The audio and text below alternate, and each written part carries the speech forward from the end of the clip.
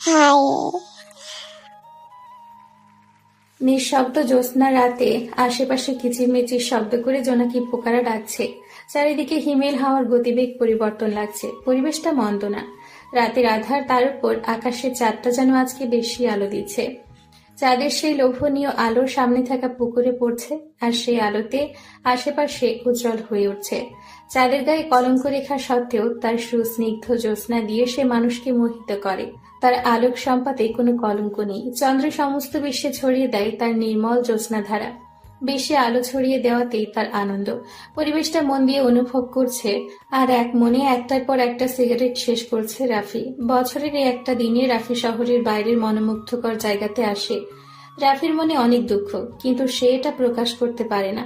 কার কাছে প্রকাশ করবে? কাছের কেউ তো রাফি নেই, সবাই অনেক দূরের পথযাত্রী।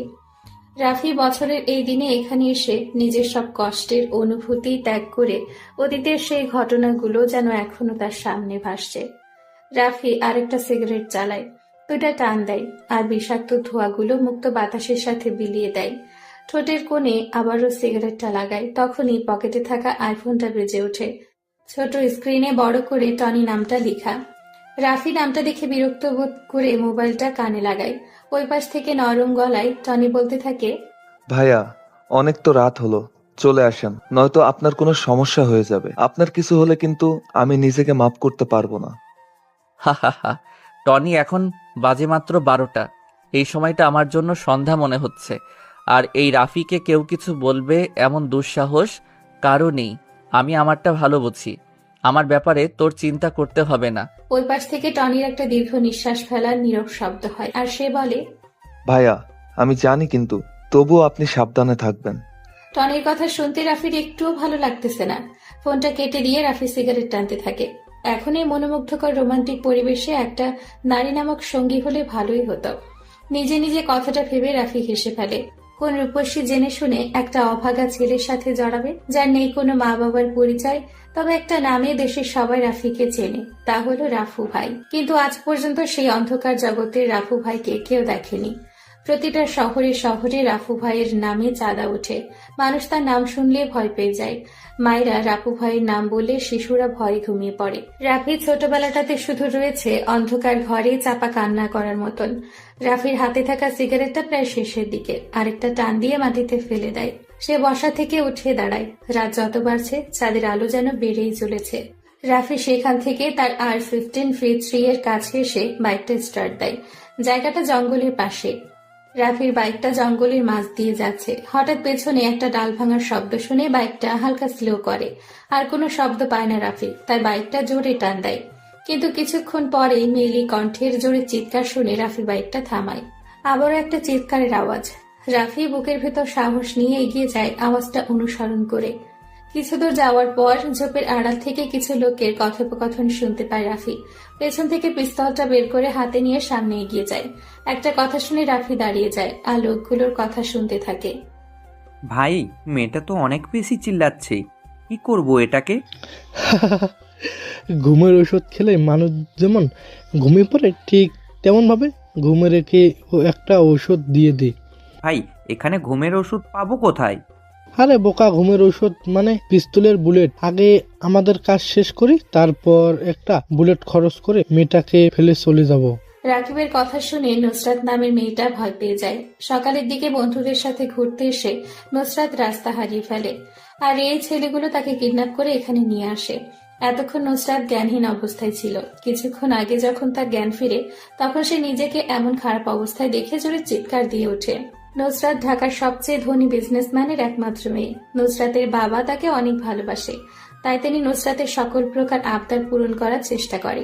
আজ বন্ধুদের সাথে ঘুরতে যাওয়ার জন্য বায়না করেছে, তাই তার বাবা নুসরাতকে অনুমতি দিয়ে দেয়। ঘুরতে এসে এমন বিপদে পড়বে বুঝতে পারেনি নুসরাত। এমন আধার রাতে, আবারও অবিচ্ছিন্ন ভয়ঙ্কর জঙ্গলের মধ্যে, চারটা ছেলে নুসরাতের দিকে লোভনীয় দৃষ্টিতে তাকিয়ে আছে। হয়তো আজই তার এই পৃথিবীর শেষ দিন। এটা ভাবতেই নুসরাতের অজস্র ভয় মনের ভেতর ভর করে। নুসরাত সব আশা ছেড়ে দিয়ে নিজেকে বিলিয়ে দিতে প্রস্তুত হয়ে আছে। সে জানে এই গহীন অন্ধকার জঙ্গলে তাকে রক্ষা বা বাঁচানোর মতো কেউ নেই। হঠাৎ একটা ছেলে এসে নুসরাতের শরীরে হাত দেয়। নুসরাত কেঁপে ওঠে। জীবনে এই প্রথম কোনো ছেলে খারাপভাবে হাত দেওয়ার চেষ্টা করছে তার শরীরে। অহেতুক ছেলেগুলোকে আটকানোর কোনো মানেই হয় না। নুসরাত জানে বাধা দিলেও কোনো কাজ হবে না, তাই সে আর কোনো জোরাজুরি করে না। আরেকটা ছেলে নুসরাতের শরীরে স্পর্শ করতে যাবে, তখনই পেছন থেকে কেউ মোটা একটা শক্ত গাছের ডাল দিয়ে ছেলেটার মাথায় মারে। ছেলেটার মাথা থেকে রক্ত বের হতে থাকে। সে তার হাত দিয়ে রক্ত বন্ধ করার বৃথা চেষ্টা করে। হঠাৎ এরকম একটা আগন্তুকের আগমন বুঝতে পারছে না কেউ।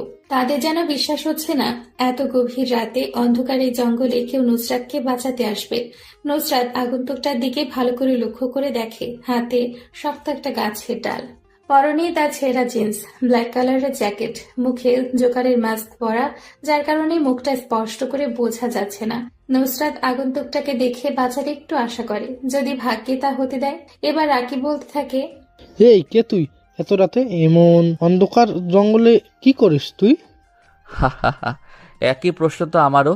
তোরা 4টা ছেলে আর একটা মেয়ে, এত রাতে এখানে কি করিস?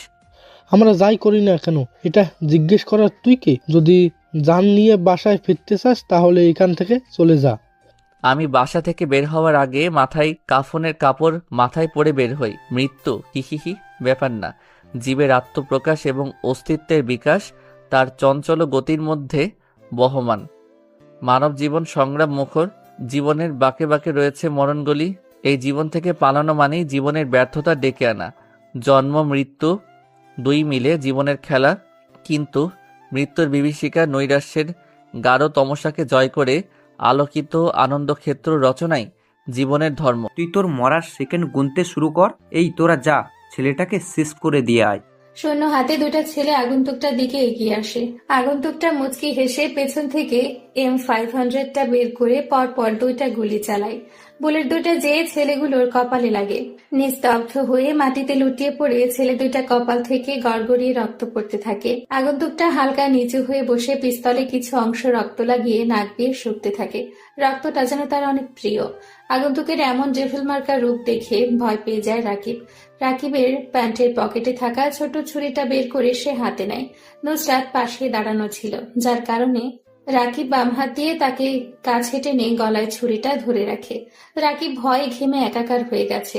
তার কাছে মনে হচ্ছে তার সামনে মৃত্যু দূত দাঁড়িয়ে আছে। নিজের জীবন বাঁচানোর জন্য নুসরাতকে রাকিব ব্যবহার করছে। যদি তার নিজের প্রাণটাই বেঁচে যায়।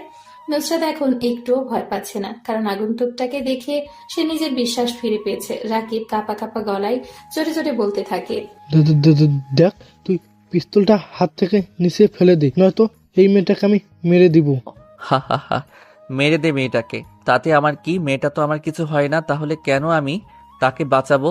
আমার মানুষের রক্তের গন্ধ অনেক বেশি পছন্দ। মানুষ খুন করাটা আমার পেশা, আর রক্তের গন্ধটা আমার নেশা। তুই মেয়েটাকে না মারলেও আমি আমার পিস্তল দিয়ে তোদের দুইটাকে মেরে দিব। রাকিব জোরে জোরে চিৎকার দিয়ে বলে, এই তুই পাগল হয়ে গেছিস? তোর সামনে একটা মেয়ে বিপদে মুখে দাঁড়িয়ে আছে আর তুই তাকে বাঁচাবি না? কেমন মানুষ তুই? আমি এখনই ছুরিটা চালিয়ে দেবো কিন্তু। তোকে প্রথমেই বলছি মেয়েটাকে আমি চিনি না, তাহলে কেন আমি তাকে সাহায্য করব? তুই ছুরিটা চালিয়ে দে। রাকিব ছুরিটা নুসরাতের গলায় যত কাছে নিচ্ছে তত তার ঘামের পরিমাণ বেড়ে যাচ্ছে। হিমেল বাতাসে পরিবেশটা ঠান্ডা হয়ে আছে, কিন্তু রাকিবকে যেন কেউ অন্ধকার রুমে আটকিয়ে দিয়ে চলে গেছে। তাকে দেখে এটাই মনে হচ্ছে। ছুরি ধারালো অংশটা নুসরাতের গলায় স্পর্শ করছে। ছুরিটা বেশি ধারালো, যার কারণে হালকা স্পর্শ করতেই নরম চামড়া থেকে রক্ত বের হওয়া শুরু হয়েছে। রাকিবের চোখের ফোকাসটা আগন্তুকটার ওপর, হাতটা যেন কন্ট্রোল হারিয়ে ফেলছে। এবার বেশি দ্রুত গতিতে রাকিব ছুরিটা নুসরাতের গলায় চালাবে, তখনই একটা বিদঘুটে শব্দ হয়। শব্দটা আগন্তুকের পিস্তল থেকে দুইটা গুলি বের হওয়ার শব্দ। অতি দ্রুত গতিতে আগন্তুক গুলিটা চালায়। বুলেট বের হওয়ার শব্দে আশেপাশের গাছে বসে থাকা পাখিগুলো উঠে যায় আকাশপানে। দুইটা বুলেটে যে রাকিবের কপালে লাগে। পেছন দিকে চিত হয়ে পড়ে যায় রাকিব। চোখ জোড়া এখনো খোলা। সে সোজা হয়ে বসতে চাইল, কিন্তু তার পারল না। প্রবল ভয় আর অস্থিরতা গ্রাস করেছে রাকিবের ভেতর। তার শ্বাস ভারী হয়ে আসছে। মুখটা হাঁ করে কি যেন বলতে চাইল সে, আওয়াজ থেমে গেছে। মুখটা বন্ধ হয়ে এলো। চোখ জোড়া এখনো খোলা, দৃষ্টিটা আকাশের দিকে। রাকিবের প্রাণ পাখি এখন আকাশের দিকে। আগন্তুকটা নুসরাতকে হাতের ইশারায় আসতে বলে। নুসরাত বাধ্য মেয়ের মতো করে আগন্তুকের পেছনে পেছনে যেতে থাকে। আপনি আমার অনেক বড় উপকার করছেন। আমি কি বলে আপনাকে ধন্যবাদ দিব সেটা বুঝতে পারছি না। আপনার জন্য আজ আমি বেঁচে গেছি, আমার সতীত্বটা বেঁচে গেছে। আমি আপনার প্রতি চিরকৃতজ্ঞতা স্বীকার করছি। হঠাৎ পেছন থেকে নুসরাতের এমন কথা শুনে আগন্তুকটা পেছনে তাকিয়ে শব্দ করে হেসে বলে, হা হা হা। কর্তব্য পালনের মধ্যেই মানব জীবনের গুরুত্বপূর্ণ পরিচয় প্রকাশ পায়। জীবনের সকল কর্মকাণ্ডের মধ্যে কর্তব্যকে অগ্রাধিকার দিতে হয়। বিশ্বজগতের কিছু দায়িত্ব সম্পাদনের জন্যেই মানুষকে সৃষ্টি করা হয়েছে। মানুষ যতদিন পৃথিবীতে অবস্থান করবে ততদিন তাকে কর্তব্য পালন করতে হবে। কর্তব্যের কাছে ভাই বন্ধু কেহই নাই। আপনি আমার অনেক বড় উপকার করেছেন, যদি আরেকটা উপকার করে দিতেন। জি অবশ্যই, বলেন আর কি উপকার করতে পারি আপনার জন্য? আসলে আমি আমার কিছু ফ্রেন্ডসদের সাথে ঘুরতে এসেছিলাম, রাস্তা ভুল করে অন্য রাস্তায় চলে এসেছি। আমায় তখনই সেই ছেলেগুলো আমাকে কিডন্যাপ করে এখানে নিয়ে চলে আসে। আপনি যদি আমাকে বাসায় যাওয়ার একটা ব্যবস্থা করে দিতেন। আগন্তুকটা নুসরাতকে নিয়ে রওনা দেয় তাদের গন্তব্যের উদ্দেশ্যে। আঁকাবাঁকা রাস্তা পাশ দিয়ে চলে গেছে হাওর। এমন নিশি রাতে দুইটা যুবক যুবতী একই বাইকে বসে আছে।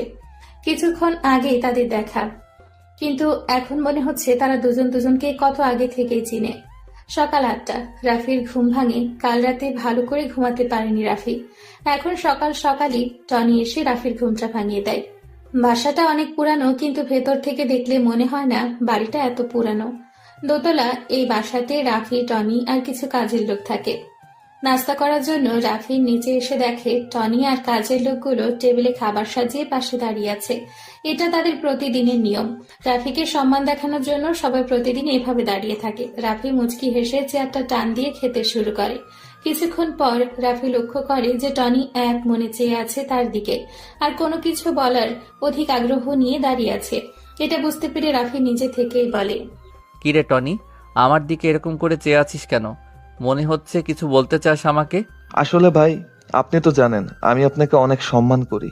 আপনার অনুমতি ছাড়া কি আমি আপনাকে বলতে পারি? যদি অনুমতি দেন তাহলে বলবো। বলে ফেল, কি বলবি? তবে যেটাই বলিস না কেন সেটা যেন খারাপ কিছু না হয়। ভাই, আপনি যে একটা সিদ্ধান্ত নিয়েছেন ছদ্মবেশ নিয়ে ঢাকা বিশ্ববিদ্যালয়ে ভর্তি হবেন, এটার কি দরকার ছিল? আপনি অযথা কষ্ট করবেন কেন? আমি না হয় ছদ্মবেশ ধরে নিয়ে ভার্সিটিতে ভর্তি হই। রাফি, কোনো কাজ করার সিদ্ধান্ত নিলে তা আগে থেকে সাজানো হয়ে থাকে। আমি চাই না আমার আসল পরিচয় কেউ জানুক, তাই ছদ্মবেশ নিয়ে আজই ভার্সিটিতে যাব। আমার সব কিছুর ব্যবস্থা কর। রাফির খাওয়া প্রায় শেষ। টেবিল থেকে উঠে দাঁড়ায় সে। সামনে সোফার উপরে থাকা সিগারেটের প্যাকেট আর লাইটার নিয়ে উপরে উঠতে উঠতে সিগারেট জ্বালায়। সিগারেটটা নিয়ে তার রুমের বেলকুনিতে এসে দাঁড়ায়। এখান থেকে শহরটা প্রায় বেশ ভালোই বোঝা যায়। সিগারেটের বিষাক্ত ধোঁয়াগুলো মুক্ত বাতাসের সাথে মিলিয়ে দেয় আকাশ পানে। আজ যেন রৌদ্রের তাপটা একটু বেশি। ভোর থেকে সূর্যটা একটু বেশি যেতে আছে। সেই রোদ্দুরে ঝকমক কিরণের অসহ্যকর তাপে রাফির শরীর ঘেমে একাকার হয়ে গেছে। সেই ঘর্মাক্ত শরীর নিয়ে ঢাকা বিশ্ববিদ্যালয় ক্যাম্পাসে প্রবেশ করে রাফি। গুটি গুটি পায়ে গেট দিয়ে প্রবেশ করে ভার্সিটির নতুন একটা ছেলে, যার নাম রাফি। পরনে তার সাদা কালারের ফুল হাতার একটা শার্ট, বুকের বোতামটা লাগানো, চকলেট কালারের ঢিলে ঢালা একটা প্যান্ট, পায়ে একজোড়া কম দামি চটি, চোখে মোটা ফ্রেমের স্টুডেন্ট চশমা, মাথা ভর্তি লম্বা লম্বা কালো চুল, তার দিয়ে কাটিং করে সিঁথি করা, মুখটা শ্যামলা বর্ণের উজ্জ্বল। চশমা পরার কারণে রাফিকে কেমন যেন বোকা বোকা লাগছে। কম বেশি অনেক স্টুডেন্ট নতুন এই ছেলেটার দিকে তাকিয়ে আছে, বোঝার চেষ্টা করছে কে এই ছেলে। বছরের মধ্যের দিকে এসেছে ভার্সিটিতে, আর আগে কখনো এমন বোকা ছেলে ক্যাম্পাসে আবির্ভাব হয়নি। সবার কাছে রাফিকে হাস্যকর হাস্যকর মনে হচ্ছে। রাফি আশেপাশে তাকায়। ভার্সিটির বিশাল মাঠটা জুড়ে রয়েছে সবুজ রঙের সমাবেশ।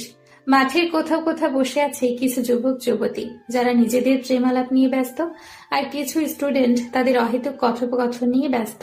এই শহরে সবারই ব্যস্ততা বিরাজমান। কেউ ক্ষুধার তাড়নায় কাজের সন্ধানে ঘুরে বেড়ায় ব্যস্ত শহরে। এক মুঠো ভাতের আশায় অপেক্ষার প্রহর গুনতে হয় তাদের। কিন্তু এই শহর কি দেয় তাদের? শূন্য হাতে ফিরিয়ে দেয় তাদের। যাদের বড়ি বড়ি টাকা আছে, ক্ষমতা আছে, সবাই তার পেছনেই পড়ে আছে। রাফি আরেকটু সামনে এগিয়ে যায়। কিছু ছেলে বাইকের ওপর আরাম করে বসে বসে সিগারেট ফুঁকছে, আর সামনে দিয়ে যেই মেয়েগুলো যাচ্ছে তাদের মুখের ওপর ভেতর থেকে ছাড়া সেই বিষাক্ত ধোঁয়াগুলো নিক্ষেপ করছে। রাফি তাদেরকে পাশ কাটিয়ে চলে যাবে, তখনই বাইকের ওপর বসা আরাফ নামের ছেলেটা রাফিকে ডাক দেয়। রাফি পেছনে ফিরে দাঁতগুলো বের করে বোকার মতো একটি হাসি দিয়ে ছেলেগুলোর সামনে যেয়ে দাঁড়ায়। ছেলেগুলো রাফির দিকে মজার দৃষ্টিতে তাকিয়ে বলে, কি রে, নাম কি তোর? জি, রাফু না রাফি আমার নাম।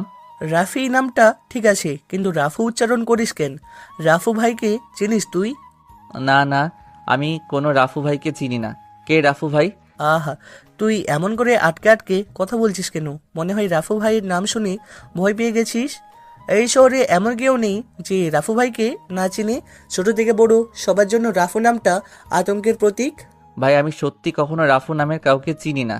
যদি আপনি দয়া করে আমাকে রাফু ভাইয়ের একটা ছবি দেখাইতেন তাহলে ভালো করে চিনতে পারতাম। এই দেখ সবাই কি বলে, এই ছেলে সে নাকি রাফু ভাইকে দেখবে। শালা, রাফু ভাইকে চিনবে, ছবি দেখার পারে না, তার নামটাই যথেষ্ট। আর তুই বলছিস রাফু ভাইকে দেখবি? ভাই, আপনিও কি রাফু ভাইকে দেখেন নাই? মাদারের বাচ্চা, কতক্ষণ ধরে বলবো? রাফু ভাইকে কেউ কখনো নিজ চোখে দেখেনি। উনি এমন একজন লোক যার সামনে 100 জন মানুষ মারা কোনো ব্যাপার না। তার কথায় এমপি মন্ত্রী সবাই উঠে বসে। আচ্ছা, রাফু ভাই যদি আপনার সামনে আসে তখন আপনি কি তাকে চিনতে পারবেন? এমন বোকা বোকা প্রশ্ন করিস কেন? রাফু ভাই আমার সামনে অহেতুক আসবে কেন? আর আসলেও আমি চিনতে পারবো তার ভয়ঙ্কর আগমন। পরনে থাকে কালো রকস্টারের ড্রেস, মুখে ভূতের মাস্ক, মধ্য দিয়ে কাটা যেটা দিয়ে ভাই সিগারেট টানে। আরাফের কথা শুনে রাফি মুচকি হেসে বলে, ভাই, বর্ণনা শুনে মনে হলো উনি ভয়ঙ্কর একটা মানুষ। আর আমার মনে হয় রাফু ভাইয়ের সাথে আপনার দেখা হয়ে গেছে, সেটাও আবার অনেক কাছ থেকে, কিন্তু আপনার অজান্তেই হয়ে গেছে। তুই যে বড় একটা বোকা সেটার প্রমাণ দিয়ে দিলি। রাফু ভাই আমার সামনে আসছে আর আমি নিজেই জানি না, তুই সেটা ভালো জানিস। এই রিফাত, একটা সিগারেট জ্বালিয়ে রাফির কাছে দে। ভাই, আমি তো সিগারেট খাই না, আমার কাছে সিগারেটের ধোঁয়াগুলো সহ্য হয় না। রাফির এমন কথা শুনে উপস্থিত সবাই জোরে জোরে হাসতে থাকে, যার কারণে আশেপাশে অনেক স্টুডেন্টের ফোকাস রাফিদের দিকে। রিফাত পকেট থেকে একটা সিগারেটের প্যাকেট আর একটা লাইটারটা বের করে সিগারেট নিয়ে আগুন জ্বালায়। ডান হাত দিয়ে সাবধানে সিগারেটটা রাফির ঠোঁটের কাছে নিয়ে আসে। এটা দেখে রাফি পেছোতে থাকে। সিয়াম নামের ছেলেটা পেছন থেকে রাফিকে আটকে দেয়। রিফাত জোর করে রাফির ঠোঁটে সিগারেটটা লাগিয়ে দেয়।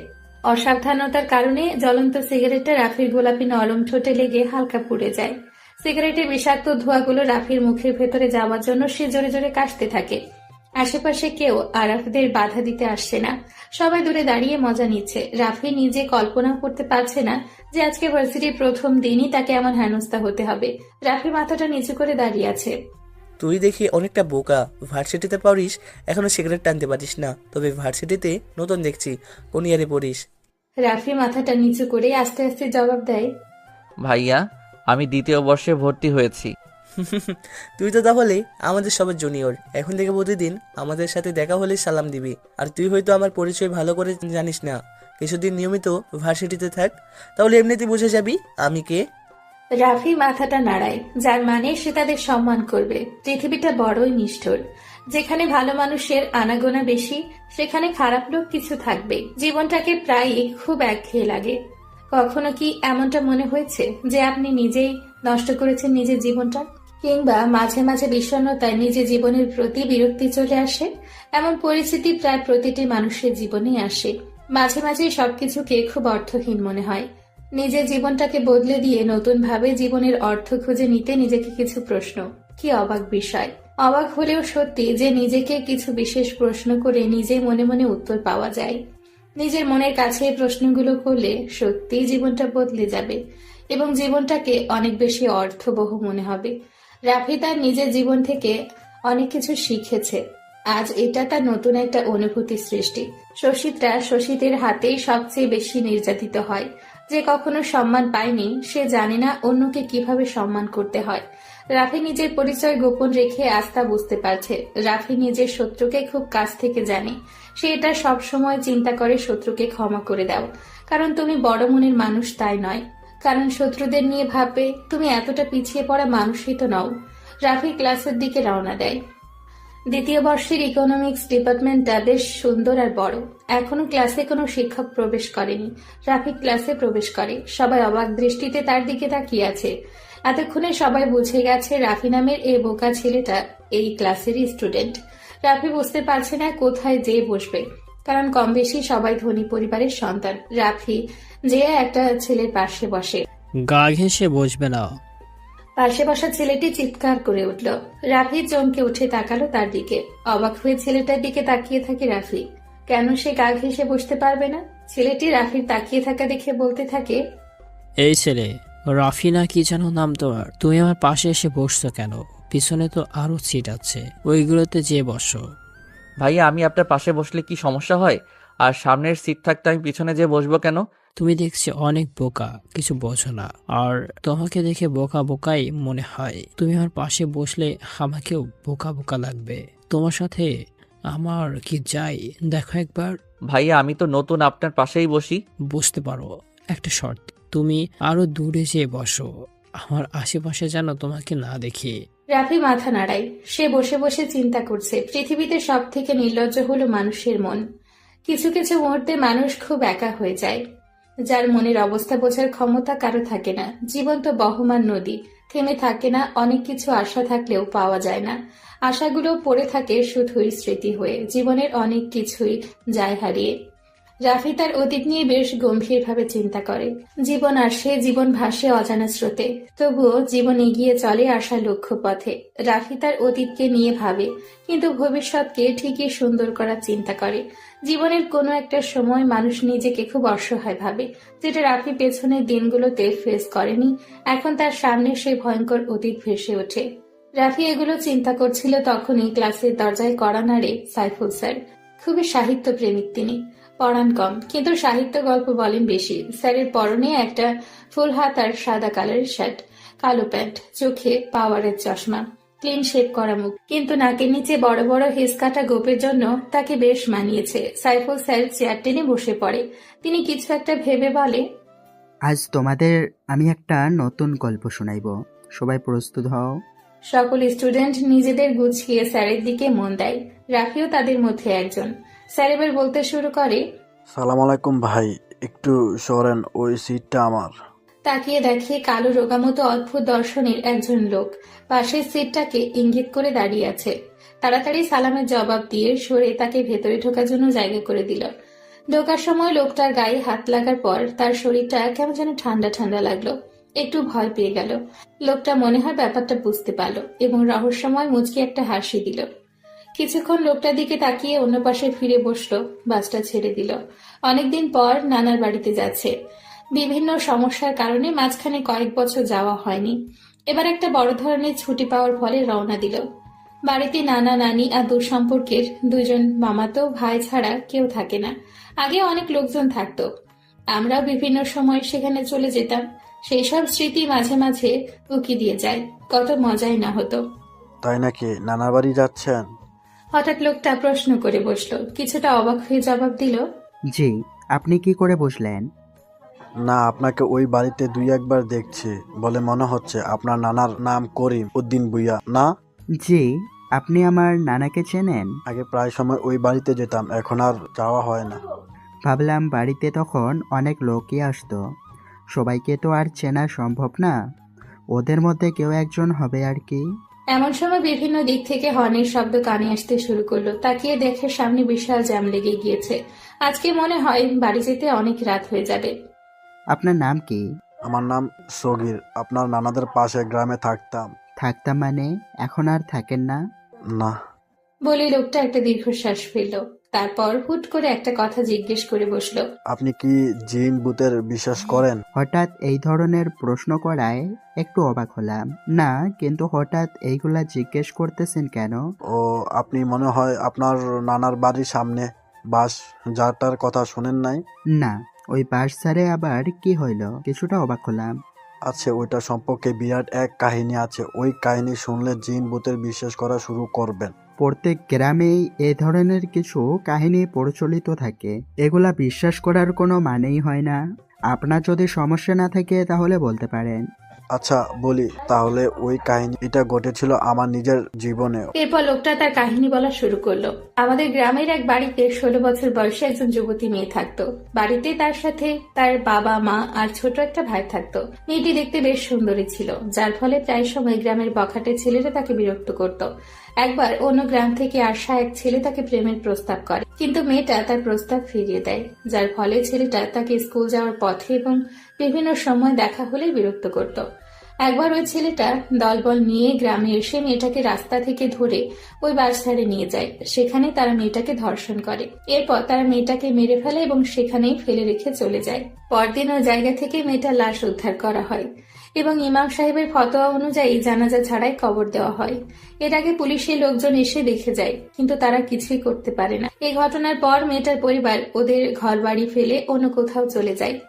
একবারও না থেমে বলে যেতে থাকে। তখন থেকে গ্রামের লোকজন বলা বলি করতে থাকে ওই বাসারে নাকি প্রায় সময় একটা মেয়েকে একা বসে কাঁদতে দেখা যায় এবং যুবক ছেলে দেখলে ধরে নিয়ে যায়। তাই লোকজন রাতের বেলা ওই রাস্তাটা খুব একটা বেশি দরকার না হলে ব্যবহার করতো না। আমার বয়স তখন খুব একটা বেশি ছিল না, তাই সবাই আমাকে ওই জায়গা দিয়ে চলতে নিষেধ করত। কিন্তু আমি এসব বিষয়কে খুব একটা পাত্তা দিতাম না, এগুলোকে গুজব বলে মনে করতাম। তারপরও ওই জায়গা দিয়ে খুব একটা যেতাম না। কথাগুলো বলে থামে সাইফুল স্যার। ওনাকে দেখে মনে হচ্ছে বেশ হাঁপিয়ে উঠেছে, বয়স বেড়েছে। এখন বেশি কথা বললে নিজের কাছেও কেমন যেন বিরক্তি বিরক্তি লাগে। সবার দিকে চেয়ে দেখে সব স্টুডেন্ট ওনার দিকে আগ্রহের দৃষ্টিতে তাকিয়ে আছে। স্যার মুচকি হেসে বলে, গল্পটা এখনো শেষ হয়নি। আজ আমি হাঁপিয়ে উঠেছি, কালকে পরেরটুকু বলবো। কথাটা বলে তিনি আর থামেন না, বেরিয়ে যায় নিজের গন্তব্যে। সকাল থেকে ছিল সূর্যের প্রচন্ড তেজ। দুপুরবেলা মাটিতে পা ফেলা যাচ্ছিল না। বাইরে তাকালে যেন চোখ ঝলসে যেতে চাইছিল। বিকেলের দিকে আকাশে হালকা হালকা কালো মেঘ জমতে শুরু করলো। সবাই বলা বলি করতে লাগলো এবার বৃষ্টি নামবে, কিন্তু বৃষ্টির জন্য প্রতীক্ষার অবসান আর হয় না। আবার আকাশ থেকে সরেও যায় না মেঘ। কি হবে? বৃষ্টি কি হবে? রাত বাজে 10টা। বাইরে ঝিরিঝিরি করে বৃষ্টি পড়ছে। রিমঝিম রিমঝিম বৃষ্টির একটানা শব্দে মন আচ্ছন্ন হয়ে যায়। গাছের শাখায় বাতাসে ঝাপটা কানে বাজে। রাফি কালো কালারের রেইনকোটটা পরে বাইকের চাবিটা হাতে নেয়। 2 কদম এগিয়ে সামনের দিকে গেলে টনির সাথে দেখা হয় রাফির। টনিও কালো কালারের একটা রেইনকোট পরে দাঁড়িয়ে আছে। দেখে মনে হচ্ছে কারো অপেক্ষা করছিল দাঁড়িয়ে। রাফি ছোট ছোট চোখ করে টনির দিকে তাকিয়ে বলে, টনি, এখানে রেইনকোট পরে দাঁড়িয়ে আছিস কেন? মনে হয় কারোর জন্য অপেক্ষা করছিলি। ভাই, আজকের রাতের মিশনের জন্য রেডি হয়ে আপনার জন্য অপেক্ষা করছি, চলেন ভাই। আজকে আমি একাই মিশনে বের হব, কাউকে আসা লাগবে না। রেইনকোট খুলে রেস্ট কর। ভাই, আমি অন্তত পক্ষে আপনার সাথে যাই। আপনার যদি কিছু হয়ে যায় তাহলে? রাফি তার বাম হাতটা হালকা উঁচু করে বলে, টনি, আমি বেশি কথা পছন্দ করি না। আমি জানি আমার কিছু হবে না, তবে শিয়ালের মতো 1000 বছর না বেঁচে সিংহের মতো একদিন বাঁচা ভালো।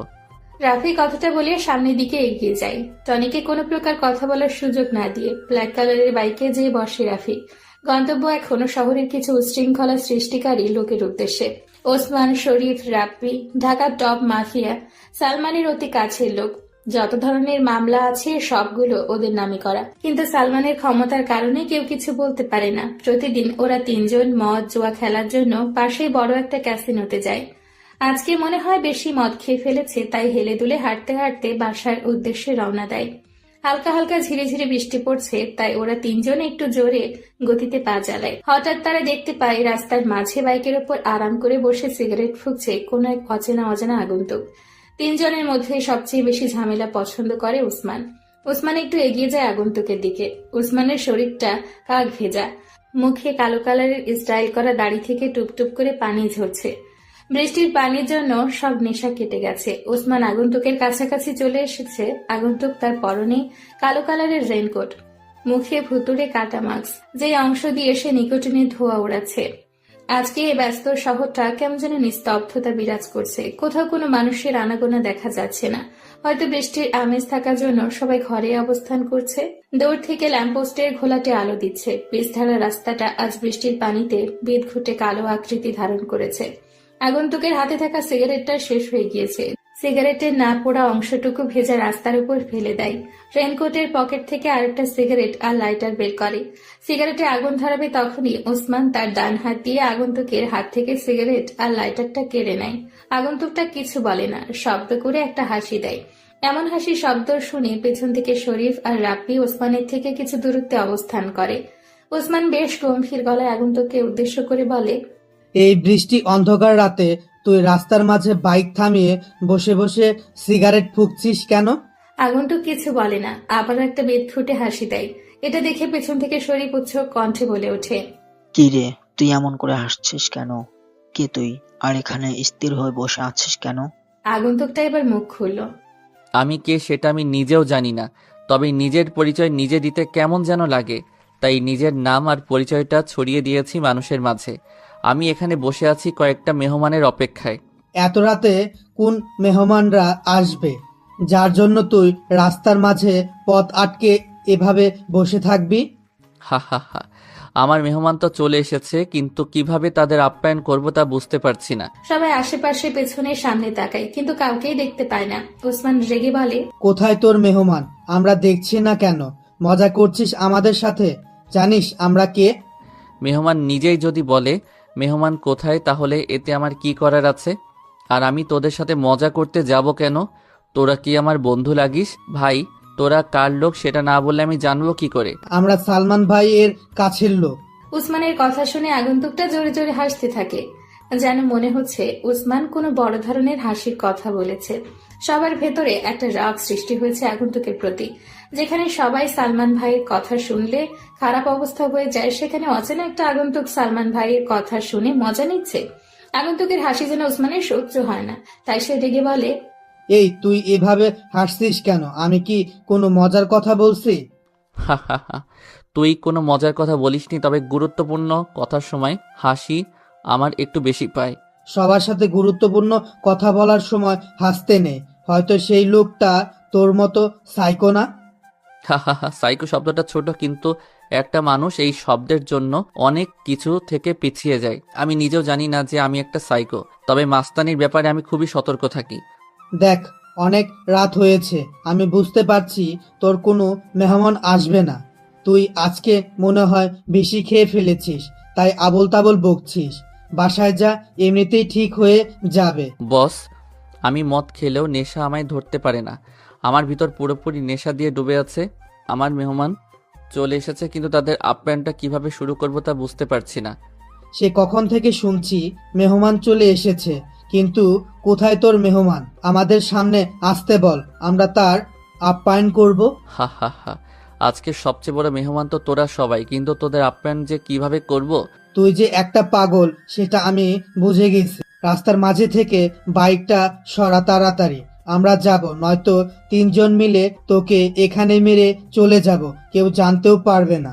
তোদের জন্য কখন থেকে বাইকের উপর বসে বসে অপেক্ষা করছি, কিন্তু তোদের আসতে আসতে অনেক দেরি হয়ে গেছে। আমার আর ভালো লাগছে না। অ্যাকশন শুরু করি তাহলে।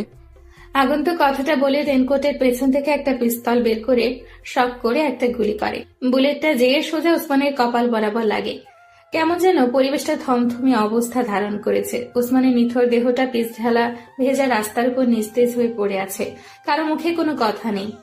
হঠাৎ কথার মাঝে আগন্তুকটা এইভাবে গুলি চালাবে কেউ ভাবতে পারেনি। আগন্তুকটা পিস্তলটা আবারও রিলোড দিয়ে নেয়। পিস্তলটা সোজা রাব্বির দিকে তাক করে, শুধু ট্রিগারে চাপ দেওয়া বাকি আছে। আগন্তুক হাতের দ্বিতীয় শাড়ির আঙ্গুলটা দিয়ে হালকা করে ট্রিগার ছুঁয়ে দেয়। রাব্বির গলা শুকিয়ে গেছে, মনে হয় এখন কেউ 10 লিটার পানি দিলে সেটাও সে শেষ করে দিবে। ট্রিগারে হালকা করে একটা চাপ আর পৃথিবী থেকে রাব্বির নামটা মুছে যাবে। সত্যি সত্যি যেন এবার আগন্তুক তার পিস্তলের ট্রিগারে জোরে চাপ দিয়ে দিল। 78 ডিগ্রি সেলসিয়াস তাপমাত্রার গরম বুলেটটা যেয়ে রাব্বির গলায় লাগে। ডান হাত দিয়ে গলা চেপে বাঁচার বৃথা চেষ্টা করে রাব্বি তার নিথর দেহটাও পিছ ঢালা ভেজা রাস্তায় পড়ে যায়। ওসমান আর রাব্বির এমন করুণ অবস্থা দেখে শরীফ ভয়ে ভয়ে পেছন থেকে তার পিস্তলটা আগন্তুকের দিকে তাক করে ধরে রাখে।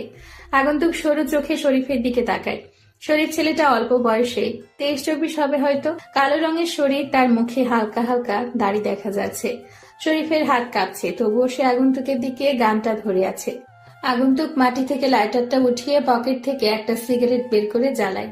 সোজা যেয়ে বাইকের উপর হেলান দিয়ে বসে। সিগারেটে জোরে 2টা টান দিয়ে শরীফের উদ্দেশ্যে বলে ওঠে, কিরে, ভয় পেয়েছিস? এগুলো দেখে ভয় পাওয়ার কিছু নেই। তোকে মারবো না আমি, কিন্তু সেটা একটা শর্তে। যদি তুই আমাকে কিছু তথ্য দিতে পারিস, তাহলে আমি তোকে এখনই ছেড়ে দেব। শরীফ মনে হয় কিছুটা নিশ্চিন্ত হয়েছে, তাই সে হাতে থাকা পিস্তলটা নামিয়ে নেয়। ডান হাত দিয়ে মুখের ঘাম আর ছিটে ফোটা বৃষ্টির পানির ফোঁটাগুলো মুছে নেয়। এমন ঠান্ডা একটা পরিবেশে শরীফ ভয় পেয়ে ঘেমে একাকার হয়ে গেছে। ভয় কাতর গলায় শরীফ বলতে থাকে, ভাই, কি তথ্য জানতে চান আপনি? হা হা হা, নিরীহ মানুষকে ভয় পেতে দেখলে আমার অনেক মজা লাগে, কিন্তু আজ প্রথম কাউকে দেখে কেমন যেন মায়া লাগছে। তুই এখন আমাকে বল, সালমানকে আমি কোথায় পাবো? ভাই আমি কিভাবে বলবো সালমান ভাই এখন কোথায় থাকে? আমি কিছু জানি না এই বিষয়ে। ওসমান সব সময় সালমান ভাইয়ের সাথে বেশি থাকতো। আমি তো তেমন কিছু ভালো করে জানি না। আমাকে ছেড়ে দেন প্লিজ ভাই। ছেড়ে দিব? হি, সেই ভুলটা আমি আর করছি না। এই রাফি বেশি কথা আর বেশি প্রশ্ন করা পছন্দ করে না। আমি নিজে নিজে সালমানকে বের করব, তবে এখন তোকে বাঁচিয়ে রাখা আমার ঠিক হবে না। ভালো থাকিস উপরে। আগন্তুক তার পিস্তলটা দিয়ে সোজা একটা গুলি করে। গরম বুলেটটা যেয়ে শরীফের কপালে লাগে। কপাল ফেটে তাজা রক্ত বের হতে থাকে। বৃষ্টির আমেজে আজকে শহরটা কেমন যেন নীরব হয়ে আছে। দূর থেকে ভেসে আসছে কিছু পাতি কুকুরের বিদঘুটে ডাক। হয়তো ওরা এতক্ষণে তাজা রক্তের গন্ধ পেয়ে গেছে। বৃষ্টি থাকার জন্য আসতে পারছে না। বৃষ্টির গতিবেগ বেড়েই চলেছে। ঝিরিঝিরি থেকে এখন বড় বড় ফোঁটায় মুষলধারে বৃষ্টি পড়ছে। মাঝে মাঝে আবার জোরে জোরে বিদ্যুৎ চমকানোর বিকট শব্দে কেঁপে উঠছে শহরটা। জায়গাটা আগের মতোই থাকবে, তবে কাল সকাল থেকে এই জায়গায় মানুষ ভয়ে ভয়ে চলাচল করবে। জীবনটা এক যুদ্ধক্ষেত্র, চড়াই উতরাই থাকবেই। সবকিছু পেরিয়ে গেলে তবে তো জিত আসবেই। আগন্তুক শরীফের মৃতদেহের পাশে ছোট্ট করে লিখে, কিং রাফু ভাই। আগন্তুক সেখানে আর এক মুহূর্ত দাঁড়ায় পর্যন্ত না। বাইকটা স্টার্ট দিয়ে অন্ধকার রজনীতে তার গভীরতায় হারিয়ে যায়। ভাই, সালমানের কোনো খবর পেয়েছেন? সকাল প্রায় 8টার কাছাকাছি। রাফি ঘুম থেকে উঠে নিজে এসে সোফায় বসে পড়ে। টনি চায়ের কাপটা হাতে নিয়ে রাফির সামনে থাকা ট্রি টেবিলের উপর রাখে। গরম চা থেকে বাষ্প হয়ে নিরবিচ্ছিন্ন ধোঁয়াগুলো উঠতে থাকে। দুজনের মধ্যে এক প্রকার নীরবতা বিরাজ করছে। তখনই টনি রাফিকে উদ্দেশ্য করে কথাটা বলে। টনির কথায় রাফি হাত থেকে চায়ের কাপটা টেবিলের উপর রেখে ছোট ছোট চোখ করে একটা মুচকি হাসি দেয়। সামনের দেওয়ালে ফিট করা 32 ইঞ্চি টিভিটা রিমোট দিয়ে অন করে। প্রথমেই খবরের চ্যানেলটা ভেসে ওঠে। একজন মহিলা খবর পড়ছে। টিভিতে বলা হচ্ছে ব্রেকিং নিউজ। আজ সকালে বনানীর একটা পরিত্যক্ত গোডাউনের পাশে 3টা লাশ পাওয়া যায়। পুলিশ এখনো তাদের তদন্তের কাজ চালিয়ে যাচ্ছে। তবে পুলিশের একটাই বক্তব্য, বাংলাদেশের সবচেয়ে বড় মাফিয়া লিডার রাফু ভাই এই খুনটা করেছে। কিন্তু রাফু ভাই এই শহরে এসে 3 জন লোক খুন করেছে, এটা কি সত্যি নাকি রাফু ভাই সেজে অন্য কেউ এই খুনগুলো করেছে? সবই এখন জনগণের কাছে অস্পষ্ট আর পুলিশের কাছে ধোঁয়াশা। এখন এই পর্যন্ত। এতক্ষণ আমাদের সাথে থাকার জন্য ধন্যবাদ। টনি অবাক হয়ে তাকিয়ে আছে রাফির দিকে। টনির কাছেও কেমন যেন ধোঁয়াশা মনে হচ্ছে সবকিছু। রাফি চায়ের কাপে তার গোলাপি রঙের ঠোঁটটা লাগিয়ে আরেকটু চুমুক দেয়। টনির দিকে তাকায়। ছেলেটা রাফির জন্য অনেক চিন্তা করে। এতদিনে টনির প্রতি রাফির পূর্ণ বিশ্বাস স্থাপন হয়েছে। টনির এরকম প্রশ্নবোধক দৃষ্টিতে তাকিয়ে থাকা দেখে রাফি মুচকি হেসে বলে, সালমানের খবর এখনো পাইনি, তবে আমি যখন এই শহরে এসেছি তখন তো সালমানকে মারা আমার জন্য কোনো ব্যাপার না। ভাই, টিভিতে যে দেখলাম আজ সকালে 3টা লাশ পাওয়া গেছে। খুনগুলো কি রাফু ভাই আপনি করেছেন নাকি অন্য কেউ? হা, কালকে রাতের মিশনটা আমি একাই শেষ করেছি, তবে মিশনে কাকে কাকে মেরেছি সেটা তোর কাছে ধোঁয়াশা হয়ে থাকলো। রাফি বসা থেকে উঠে দাঁড়ায়। টনিকে আর কিছু বলার সুযোগ না দিয়ে উপরে চলে যায়। টনি বসে বসে ভাবছে, রাফু ভাই কি সত্যি কালকে রাতে মিশনে সেই 3টা ছেলেকে মেরেছে, নাকি তার নামধারী অন্য কেউ? চিন্তা চেতনা করতে করতে হয়তো উত্তরটা টনির কাছে বের হয়ে আসবে। প্রতিটা ছোট ছোট চায় স্টলে বসে বসে কিছু লোক আজকে সকালে লাশের সম্বন্ধে বিভিন্ন ধরনের আওড়ানো কথা বলছে।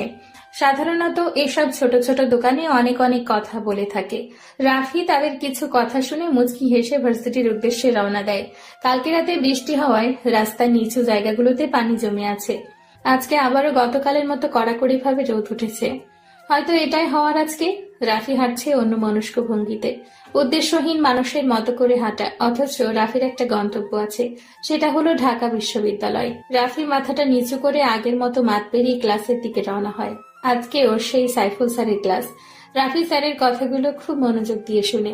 স্যারের বলা গল্পটা রাফি কালকে অনেকক্ষণ ভাবছে, কিন্তু অনেক রহস্য রয়ে গেছে মনের গহীন অচিরে। কালকের মতো আজ রাফি মধ্যের বেঞ্চে বসার ভুল করতে চায় না। শেষের দিকে ছোট্ট একটা বেঞ্চে যেয়ে বসে সে। বেঞ্চটা জানালার পাশে, যার কারণে বাইরে কি হচ্ছে সবকিছু স্পষ্টভাবে দেখা যাবে। রাফি জানালা দিয়ে বাইরের দিকে তাকায়। আকাশ আজকে সূর্যের তাপটা অনেকটা বেশি। কালকে বিকেলের সেই অন্ধকার ভাবটা এখন কেটে গিয়েছে, নীল আর সাদা রং ধারণ করেছে। এই শহরে সবাই নিজের কাজে নিজে ব্যস্ত। কেউ নিজের পরিবার চালাতে বেরিয়েছে কাজের উদ্দেশ্যে, আর কিছু ধনী ব্যক্তি অফিসের জন্য বিশাল বিশাল গাড়িতে চড়ে বসে আছে। রাফি এগুলো চিন্তা করছিল তখনই ক্লাসে সাইফুল স্যার প্রবেশ করে। আজকে স্যারের মুখে তেমন কোনো হাসির উজ্জ্বলতা নেই, কেমন যেন উস্কো খুস্কো দেখা যাচ্ছে। মনে হয় কালকে রাতে ভালো মতো ঘুম হয়নি তার। সবাই লক্ষ্য করছে বিষয়টা, রাফি নিজেও বুঝতে পারছে না কি এমন হলো এক রাতে যার কারণে স্যারের রাতে ঘুম হারাম হয়েছে। সাইফুল স্যার নিজেকে স্বাভাবিক করে ঠোঁটের কোণে একটা হাসির ঝলক রেখে সবার উদ্দেশ্য করে বলে, আজকে সেই গল্পের বাকি অংশটুকু শোনাবো, সবাই নিজেকে স্বাভাবিক করে বসে পড়ো। অন্যদিনের মতো আজকে স্যারের কথায় কোনো অনুভূতি হচ্ছে না। সাইফুল স্যার তো সবসময় হাসি খুশি থাকতে পছন্দ করে, কিন্তু কি হলো আজ কেউ বুঝতেই পারছে না। স্যার ছোট্ট একটা কাশি দিয়ে বাকি গল্পের অংশটুকু বলতে থাকে। এক রাতের ঘটনা এখনো পুরোপুরি মনে আছে। সে রাতে আমি বাজার করে বাড়ি ফিরছিলাম। ফেরার সময় ভাবলাম নানার বাড়ি থেকে ঘুরে যাই। তখন ওই রাস্তাটা দিয়ে রওনা দিলাম। যদিও ভূত পেতনিতে খুব একটা বিশ্বাস করতাম না, তারপর ওই দিন একটু ভয় ভয় করছিল। আকাশে চাঁদের আলো ছিল বলে টর্চটা জ্বালানোর প্রয়োজন বোধ করলাম না। চলার পথেই একটা কুকুর দেখতে পেলাম। কুকুরটাকে দেখে মনে মনে একটু শান্তি পেলাম। যাক, আমি ছাড়াও একটা জীবিত প্রাণী আছে। কুকুরটা কি ভেবে আমার পিছু পিছু আসতে শুরু করলো তখন কিছুই বুঝিনি। ভাবছিলাম কুকুরটা আমার বাজার করা জিনিসগুলো লোভেই পিছু পিছু আসছে, আর কুকুরটার সাথে আছে বলে সাহসটাও একটু বেড়ে গিয়েছিল, তাই আর পাত্তা দেইনি। কিছুদূর যাওয়ার পর যখন বারছাটার কাছে আসলাম তখন হঠাৎ করে কার যেন হাসির শব্দ কানে বাজলো। এবার একটু আগ্রহ বোধ করলাম, একটু ভয় ভয়ও লাগতে শুরু করলো।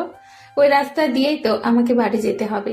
লোকটা না থেমে বলে যেতে লাগলো, এই জায়গায় এত রাতে কে হাসাহাসি করতে যাবে? ভাবতে বুকটা একটু কেঁপে উঠল। পরক্ষণে দেখি বারছাটার তলায় একটা মেয়ে বসে কান্না করছে। সাথে সাথে ভয়ে পুরোপুরি জমে গেলাম। তখন খেয়াল হলো তাড়াতাড়ি এখান থেকে চলে যাওয়া উচিত, কিন্তু কিছুতেই পা নাড়াতে পারছিলাম না। মনে হলো কে যেন আটকে রেখেছে। কুকুরটা তখনও আমার পাশে দাঁড়িয়েছিল। একটু পর লক্ষ্য করলাম মেয়েটা উঠে দাঁড়ালো এবং হাতের ইশারা দিয়ে আমাকে ডাকতে শুরু করলো। অদ্ভুত একটা আকর্ষণ অনুভব করলাম নিজের ভেতর এবং সম্মোহিতের মতো তার দিকে হাঁটতে শুরু করলাম। আমার আগমন দেখে মেয়েটা হাঁটা শুরু করলো। আমিও একইভাবে তার পিছু হাঁটতে লাগলাম। হাঁটতে হাঁটতে কত দূর পর্যন্ত গিয়েছি খেয়াল ছিল না। আসলে কোনো দিকে খেয়াল ছিল না। মনে হচ্ছিল আমাকে সম্মোহন করে রাখা হয়েছে। একসময় একটা পরিত্যক্ত বাড়ির সামনে এসে মেয়েটা থামলো। এরপর আমাকে বাড়ির ভেতর ঢোকার নির্দেশ দিল। আমি কিছুই বুঝে উঠতে পারছিলাম না। একটু একটু করে আগানোর চেষ্টা করলাম। এমন সময় দেখলাম একটা কুকুর কোত্থেকে যেন দৌড়ে এসে মেয়েটার উপর ঝাঁপিয়ে পড়ল। সেই কুকুরটা যেটা আমার পিছু নিয়েছিল। শুরু হয়ে গেল মেয়েটা আর কুকুরটার মাঝে লড়াই। কুকুরটা মেয়েটাকে আছড়ে কামড়ে ছিঁড়ে ফেলতে চাইছে। মেয়েটাও সমান তালে কুকুরটাকে আঘাত করছে। ততক্ষণে কিছুটা চেতনা ফিরে আসতে শুরু করলো। লড়াইটা একসময় খুব ভয়ঙ্কর হয়ে গেলে আমি আর সহ্য করতে পারলাম না। তখন জ্ঞান হারিয়ে সেখানেই শুয়ে পড়লাম। একবার ভাবলাম লোকটা হয়তো বানানো গল্প বলছে, কিন্তু লোকটার চেহারা দেখে ভাবনাটা বাতিল করে দিতে হলো। তখনও বলে চলেছে। এরপর আর কিছু মনে নেই। পরে সকাল হলে যখন ঘুম ভাঙলো তখন দেখলাম অনেকগুলো মুখ আমার দিকে ঝুঁকে রয়েছে। তাড়াতাড়ি উঠে বসার চেষ্টা করলাম, কিন্তু প্রচন্ড দুর্বলতার কারণে উঠতে পারলাম না। কি হয়েছে বোঝার চেষ্টা করতে লাগলাম। পরক্ষণে গত রাতের কথা মনে পড়লো। তারপর আস্তে আস্তে সব বুঝতে পারলাম। আমাকে কোনো কিছু জিজ্ঞেস করার সুযোগ না দিয়ে লোকটা এক মনে বলে যেতে লাগলো। এরপর একটু সুস্থ হওয়ার পর বাড়ির লোকজনের কাছ থেকে শুনলাম 3 দিন নাকি আমাকে খুঁজে পাওয়া যাচ্ছিল না। পরে লোকজন লাগিয়ে অনেক খোঁজাখুঁজির পর ওই মেয়েটার পরিত্যক্ত বাড়ি থেকে অজ্ঞান অবস্থায় আমাকে পাওয়া যায়। এর একদিন পর সকালে আমার জ্ঞান ফিরে আসে, আর আমি ভাবছিলাম মাত্র 1 রাত ঘুমিয়েছি। এরপর থেকে আমার মধ্যে কিছু রহস্যময় আচরণ শুরু হয়। কি ধরনের রহস্যময় আচরণ? এবার সুযোগ পেয়ে লোকটাকে বাধা দিয়ে জিজ্ঞেস করলাম। লোকটা কোনো জবাব না দিয়ে রহস্যময় একটা হাসি উপহার দিল। বুঝতে পারলাম লোকটা এ বিষয় নিয়ে আর কিছু বলতে চায় না। এরপর লোকটার সাথে পুরো রাস্তায় আর কোনো কথা হয়নি। আমি বিষয়টার ব্যাখ্যা কি হতে পারে তা নিয়ে অনেকক্ষণ চিন্তা করতে লাগলাম, কিন্তু চিন্তা করেও কোনো ব্যাখ্যা দাঁড় করাতে পারলাম না। শেষে ভাবলাম পৃথিবীতে কত রহস্যময় ব্যাপার ঘটে, সবকিছুর ব্যাখ্যা খুঁজে পাওয়া সম্ভব না। বাসটা যখন পৌঁছালো তখন রাত 10টা বেজে গিয়েছে।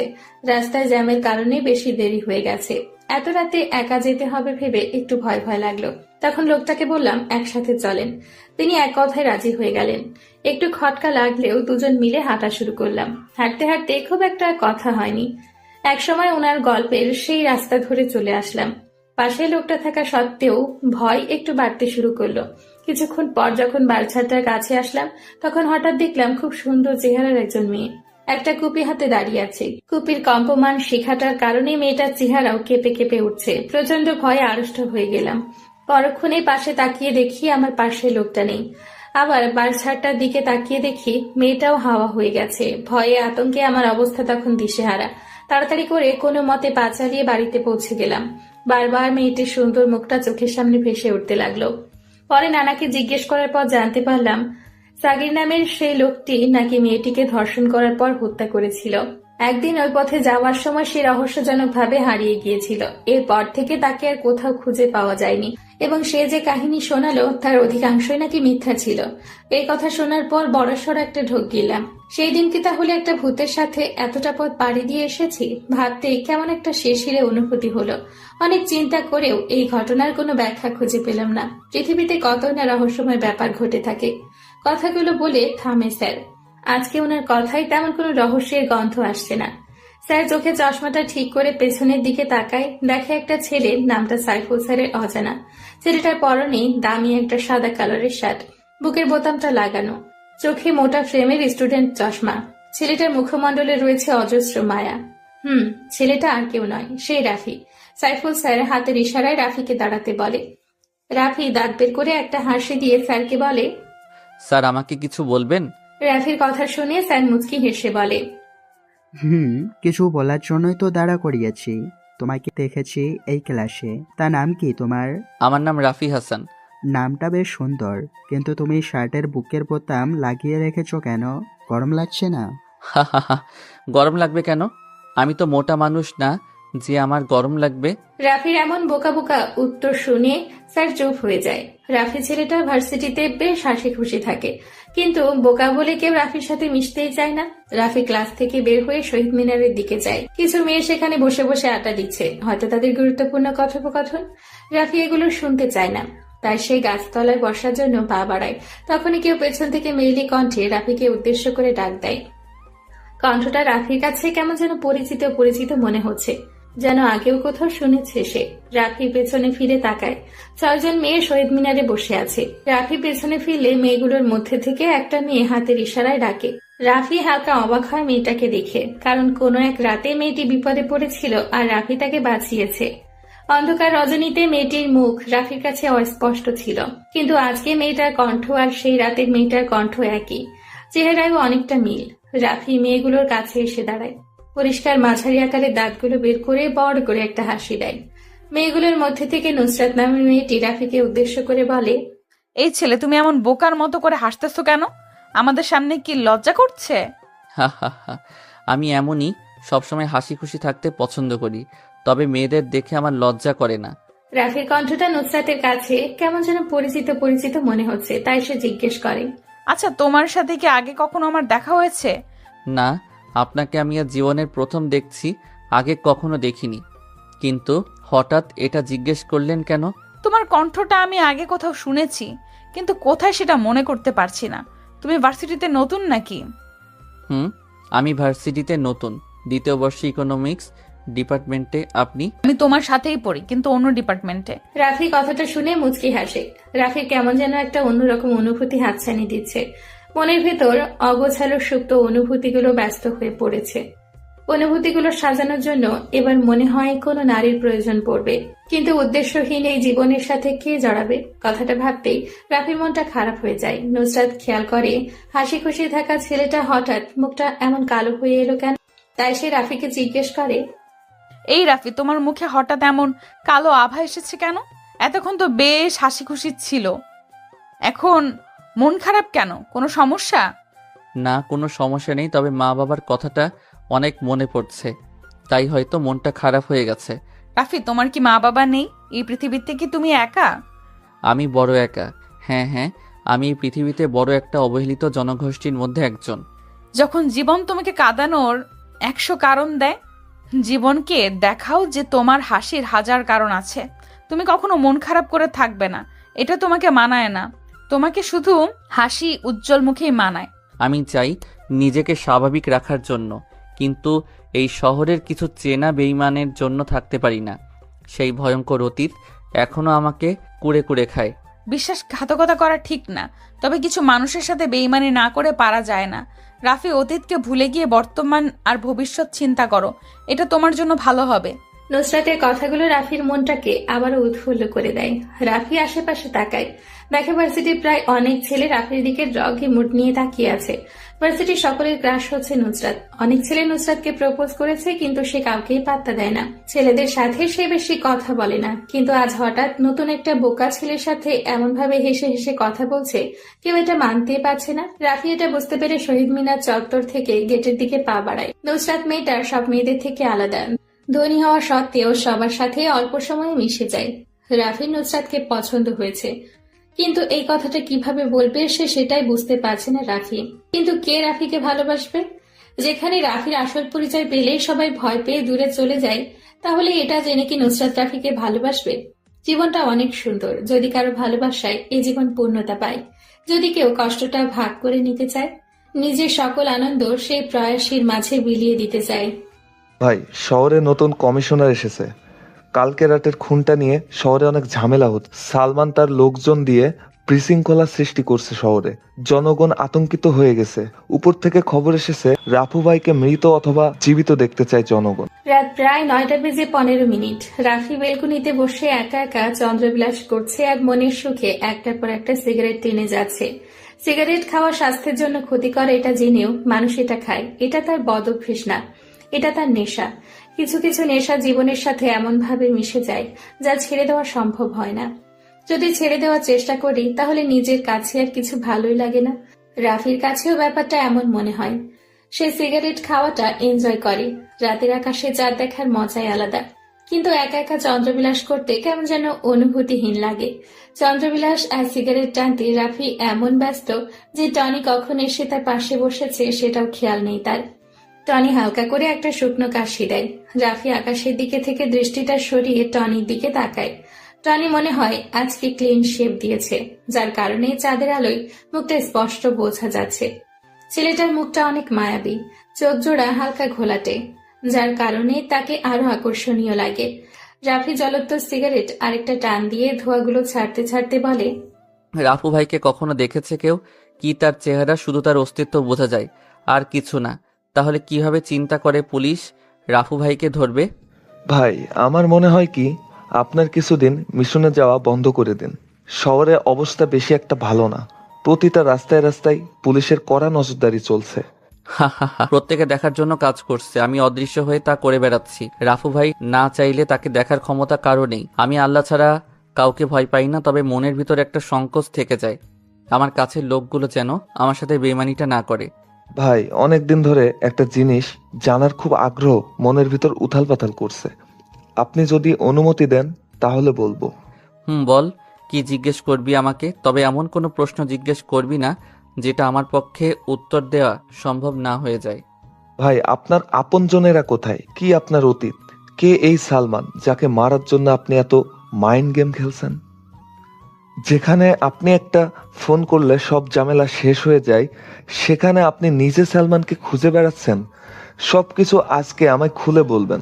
টনির এমন প্রশ্ন শুনে কিছুক্ষণের জন্য নিস্তব্ধ হয়ে যায় রাফি। টনির মুখে আজ পর্যন্ত এমন কথা শুনেনি রাফি, কিন্তু আজ হঠাৎ নতুন করে এমন একটা প্রশ্ন করে ফেলবে ভাবতে পারছে না রাফি।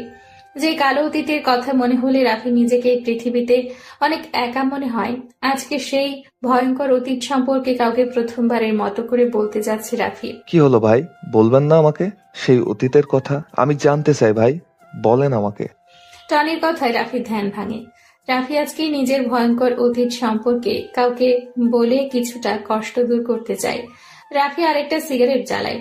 নিস্তব্ধ হয়ে পরিবেশে শোনা যাচ্ছে দুইজন মানুষের নিঃশ্বাস ফেলা নীরব শব্দ, আর জোনাকি পোকার মন কাড়ানোর সেই পরিচিত ডাক।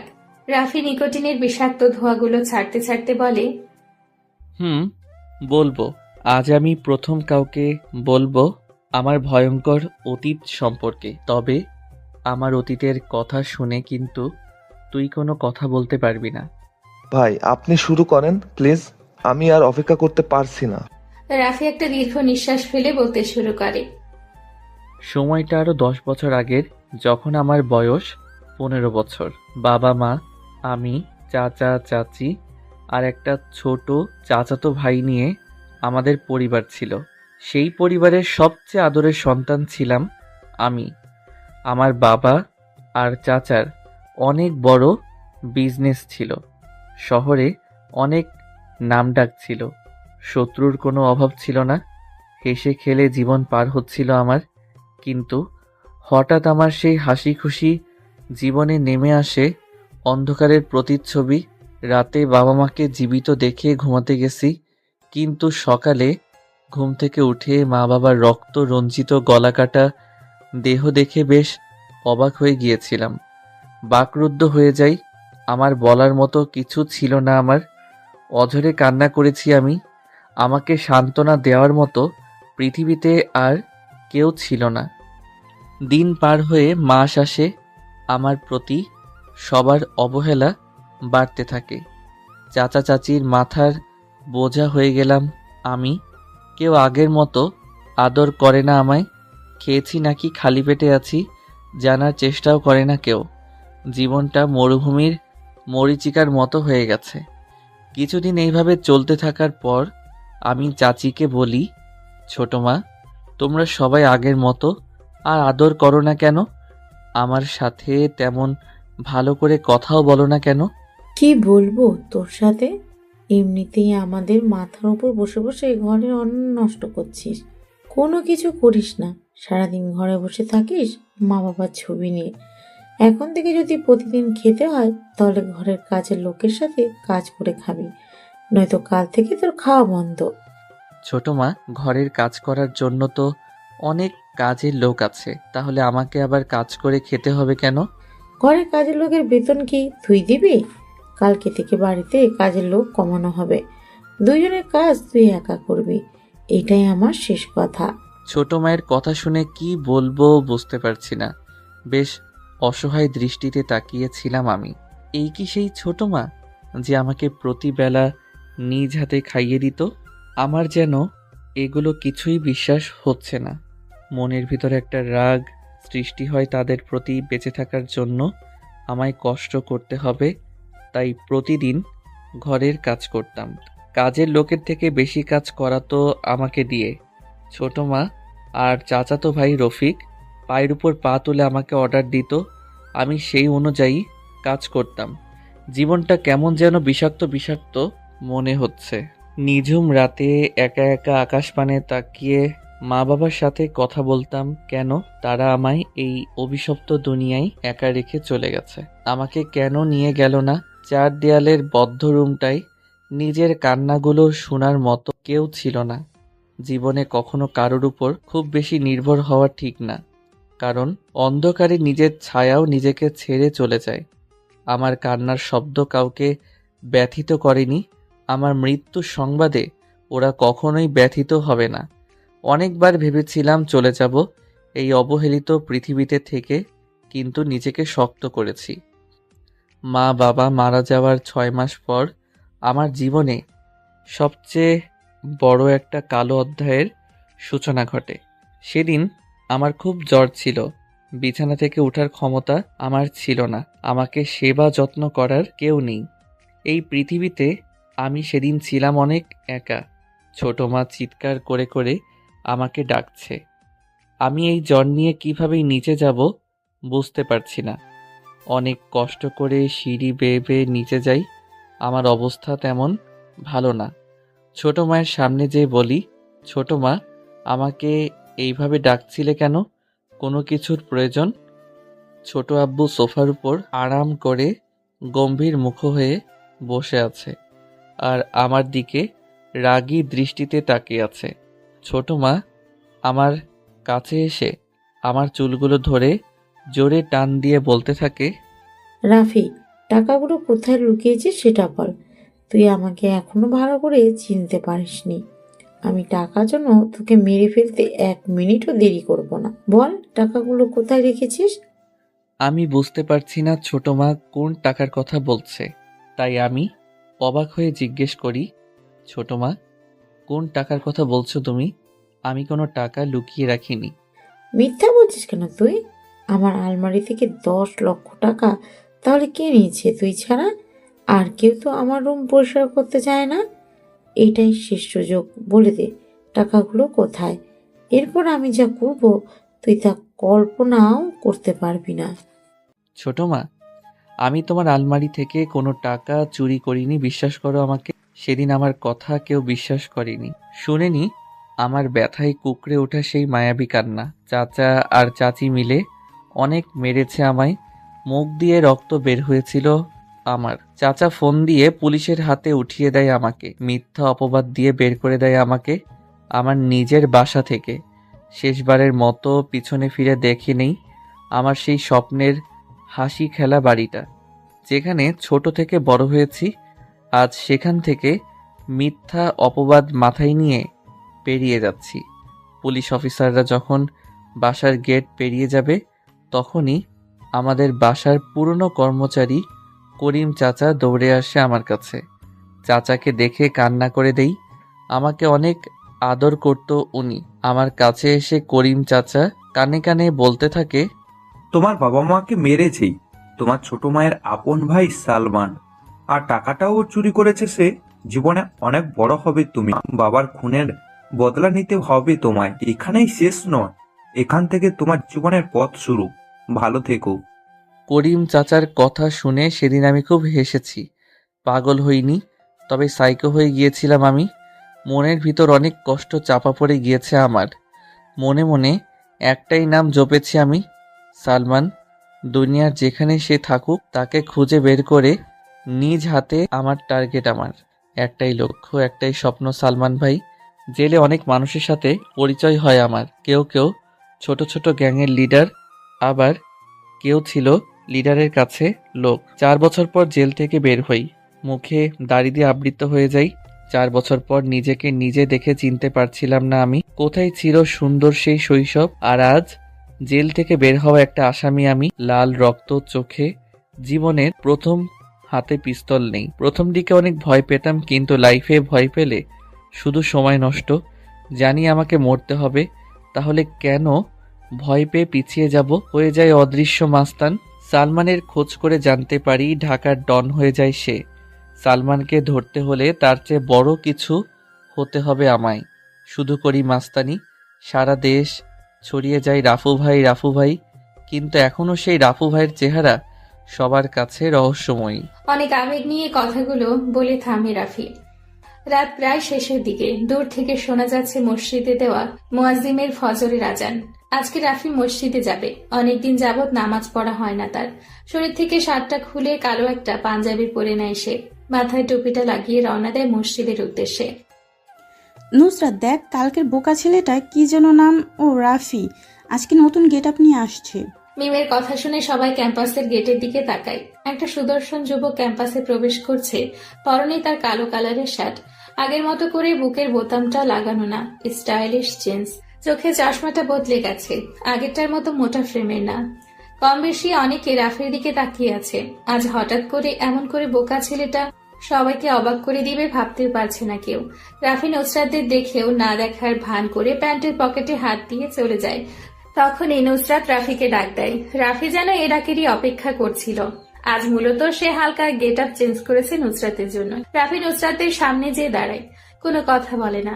আগ বাড়িয়ে নুসরাতই রাফিকে জিজ্ঞেস করে, কি ব্যাপার রাফি, আজ হঠাৎ এমন গেট আপ? নতুন গার্লফ্রেন্ড পেয়েছো নাকি? গার্লফ্রেন্ড না, তবে কোনো এক প্রেয়সীকে দেখার পর থেকে মনটা কেমন যেন করছে, তাই আর কি নিজেকে হালকা চেঞ্জ করার চেষ্টা করছি। আমরা তো দেখতেই পারছি কেমন চেঞ্জ। দামি শার্ট, প্যান্ট, চোখের চশমাটাও পরিবর্তন, হাতে লেটেস্ট মডেলের নতুন ঘড়ি, শরীরে পারফিউমের তাজা গন্ধ আসছে। বাহ, বেশ ভালোই তো নিজেকে চেঞ্জ করেছো একদিনে।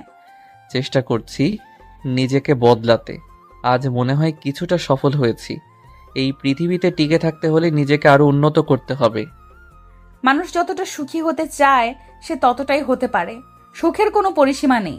ইচ্ছে করলেই সুখকে আমরা আকাশ অভিসারী করে তুলতে পারি। এখন এটা বলো যে তোমার গার্লফ্রেন্ডকে, আর সে কি এই ভার্সিটিতেই পড়ে নাকি অন্য কোথাও? আমাদের সাথে পরিচয় করিয়ে দেবে কখন? কথাটা শুনে রাফি নুসরাতের কাছে যায়। রাফির শরীরে দেওয়া মারাত্মক পারফিউমের ঘ্রাণ নুসরাতকে কেমন যেন আকর্ষণ করছে। রাফি আরেকটু কাছে যেয়ে নুসরাতের কানে কানে যে বলে, অনুরোধ নয়, তবে অনুরাগে বলছি। আজ বিকেল 4টায় তোমার জন্য অপেক্ষা করব ধানমন্ডির লেকের পাড়ে। আমি জানি তুমি আসবে। তোমার সাথে নতুন কাউকে পরিচয় করিয়ে দিব, তবে শুধু তোমার একারই দাওয়াত রইল, অন্য কারো নয়। কথাটা বলে সেখানে আর না, কারণ সে জানে এখন দাঁড়ালে নুসরাতের সামনে অনেক প্রশ্নের উত্তর দিতে হবে। অপেক্ষার সেই বিকেল 4টায় কখন সেই সময়টা আসবে। সময়টা বিকেল 3:40। রাফি আয়নার সামনে দাঁড়িয়ে নিজেকে গোছানোর চেষ্টা করছে। রাফি আজ একটা নীল রঙের পাঞ্জাবি পরেছে আর সাথে কালো জিন্স, চোখে স্টাইলিশ চশমা, হাতে লেটেস্ট মডেলের রোলেক্স ঘড়ি, মাতাল করা পারফিউম, চুলগুলো আজকে কেটে এসেছে, মুখে তেমন দাড়ি বোঝা যাচ্ছে না, নিজেকে আয়নায় দেখে নিজেই চিনতে পারছে না, মনে হয় কোনো রোমান্টিক শহরের নায়ক সে। টেবিলের ওপরে থাকা বাইকের চাবিটা ডান হাত দিয়ে ঝাঁকাতে ঝাঁকাতে সিঁড়ি বেয়ে নিচে নামে। প্রথমে টনির সাথে দেখা হয় রাফির। টনি কেমন অচেনা দৃষ্টিতে তাকিয়ে আছে রাফির দিকে। টনির চাহনিতে বোঝা যাচ্ছে সে মনে হচ্ছে কোনো ফিল্মের স্টারকে দেখেছে। রাফি টনির দিকে তাকায় আর তার গোলাপি রঙের ঠোঁট দিয়ে শেষ বাজাতে থাকে। টনি এসে রাফির সামনে দাঁড়ায়, নিঃশব্দে পা থেকে মাথা অবধি স্ক্যান করে সে। টনি বুঝতে পারছে না যে হঠাৎ একটা ছেলের এমন করে সাজার কি কারণ থাকতে পারে, তাই সে রাফিকে জিজ্ঞেস করে, ভাই, দেখে মনে হচ্ছে কোথাও যাবেন, কিন্তু এমন ভাবে সেজেগুজে কোথায় যাচ্ছেন? রাফি নিঃশব্দে হাসে, যে হাসিতে লেগে আছে অনেক বছর অপেক্ষা করার পর কোনো কিছু পাওয়ার উত্তেজনা। রাফি টনির প্রশ্নের উত্তরে বলে, যাচ্ছি কোনো এক প্রেয়সীকে নিজের আবেগময় শহরে আমন্ত্রণ জানানোর জন্য। কিন্তু ভাই, কে সেই অচেনা প্রেয়সী যার জন্য আজ এত বছর পর নিজের সুপ্ত অনুভূতির শহরে তাকে জানান দিচ্ছেন? সময় হলে সবকিছু জানতে পারবি, তবে আমি না বলা পর্যন্ত কোনো বেশি কথা আমি পছন্দ করি না, সেটা তুই ভালো করে জানিস। ভাই, রাস্তায় যদি কোনো ঝামেলা হয় তাহলে সাথে সাথে আমাকে ডাকবেন, আমি চলে আসব। কিন্তু আপনি কোনো ঝামেলা করলেই ফেঁসে যাওয়ার ভয় বেশি। এই রাফি যদি নিজের ইচ্ছায় ধরা না দেয়, তাহলে পৃথিবীতে এমন কোনো পুলিশ এখনো জন্ম নেয়নি যে কিনা আমাকে ধরে থানায় নিয়ে যাবে। টনি কিছু বলতে যাবে কিন্তু তা আর বলতে পারে না। এর আগেই রাফি সেই জায়গাটা ত্যাগ করে।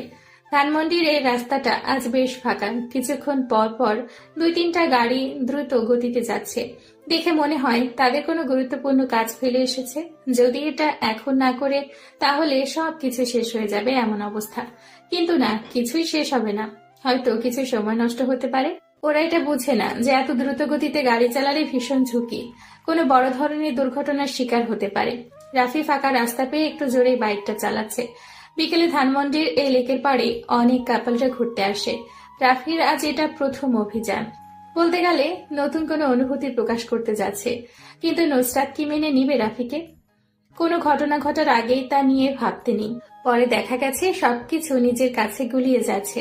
বর্তমানকে উপেক্ষা করে ভবিষ্যৎকে নিয়ে বেশি চিন্তা করা ঠিক না। নুসরাত একটা বেঞ্চের উপর বসে আছে, পরনে তার কালো কালারের একটা শাড়ি, হাতে কিছু রঙিন চুড়ির সমাহার, মুখে কোনো কৃত্রিম মেকআপ করা নেই। এমনিতেই নুসরাতকে বেশ সুন্দর লাগে। মাথায় চুলগুলো বাঁধা অবস্থায় না থাকলে তাকে যেন আরো মোহনীয় লাগতো। রাফি নুসরাতের সামনে এসে বাইকে কষে ব্রেক করে। নুসরাত অন্য মনস্ক থাকায় হঠাৎ বাইক থামায় হালকা ভয় পেয়ে যায়। নুসরাত ছোট ছোট চোখ করে সামনের দিকে তাকায়।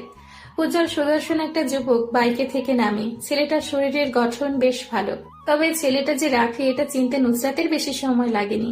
দুজনেই দুজনের দিকে অপলক দৃষ্টিতে তাকিয়ে আছে। মনে হয় 1000 বছরের পরিচয় যেন তাদের। নুসরাত হালকা করে কাশি দেয়।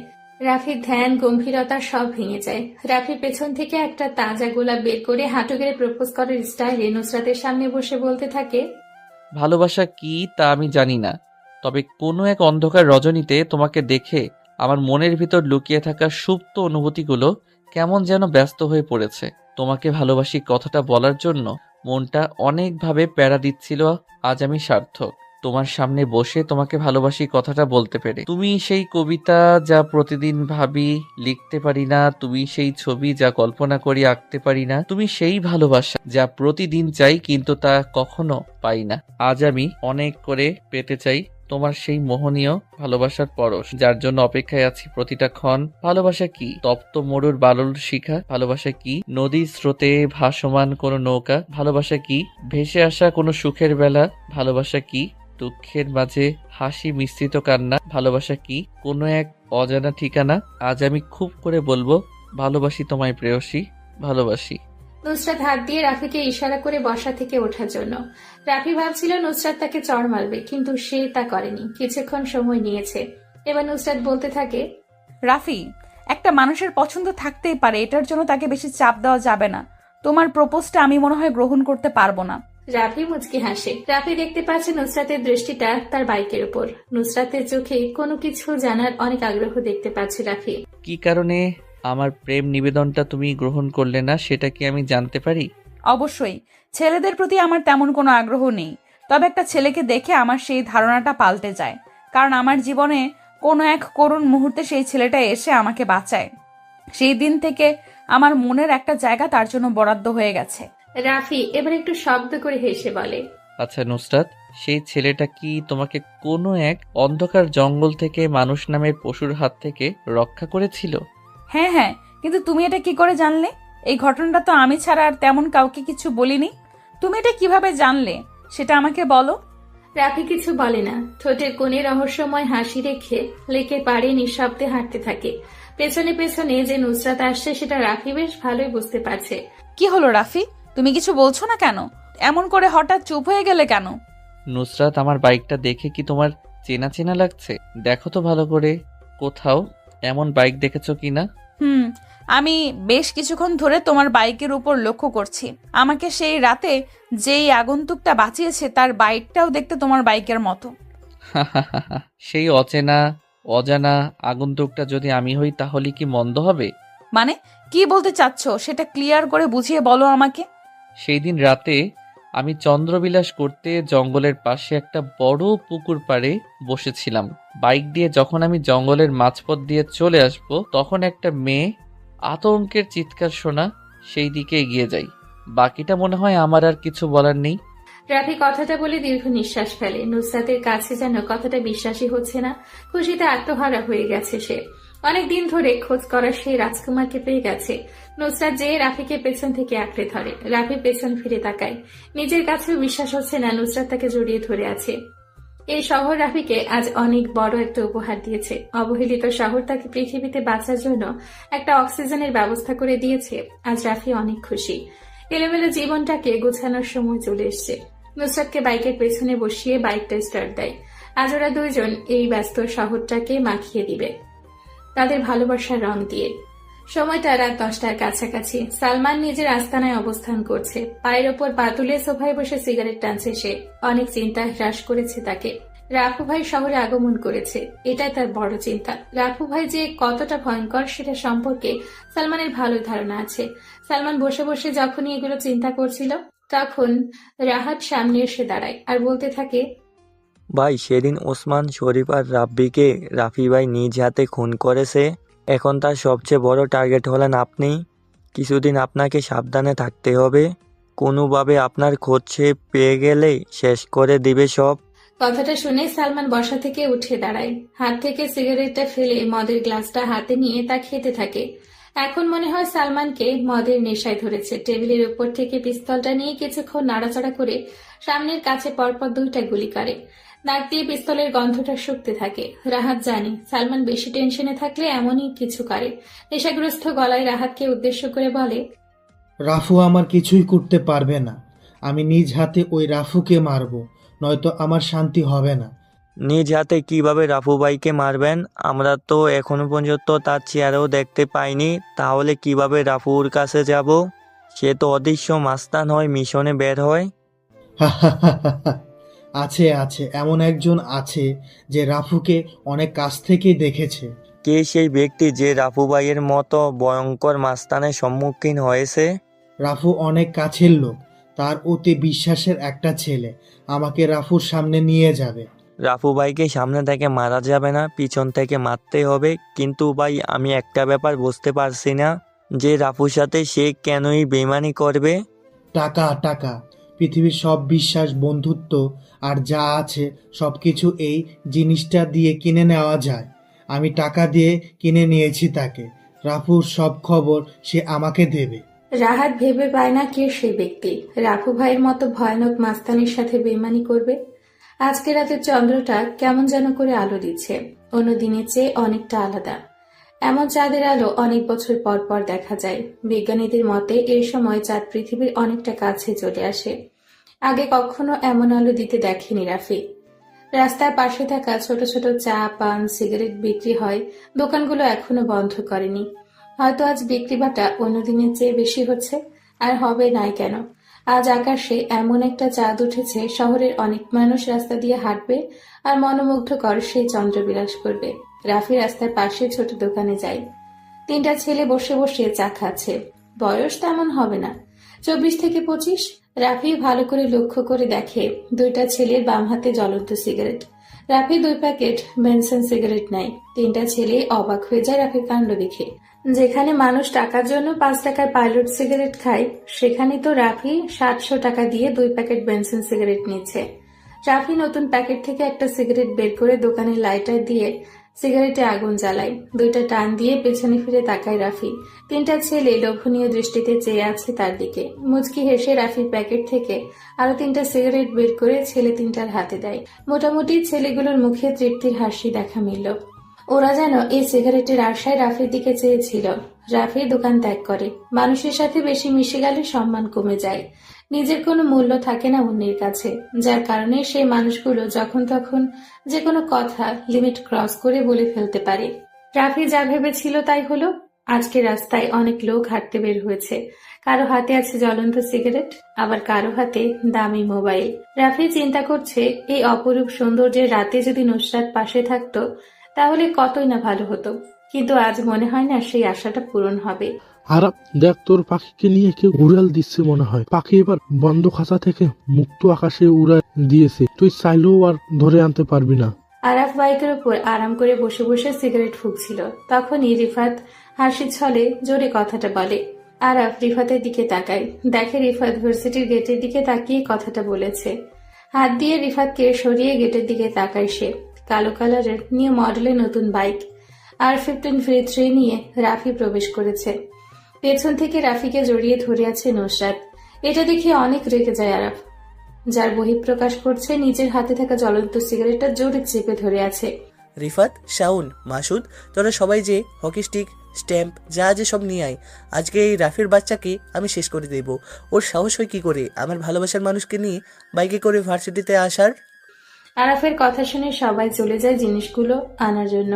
রাফি আজকে অনেক চেঞ্জ হয়ে ভার্সিটিতে এসেছে।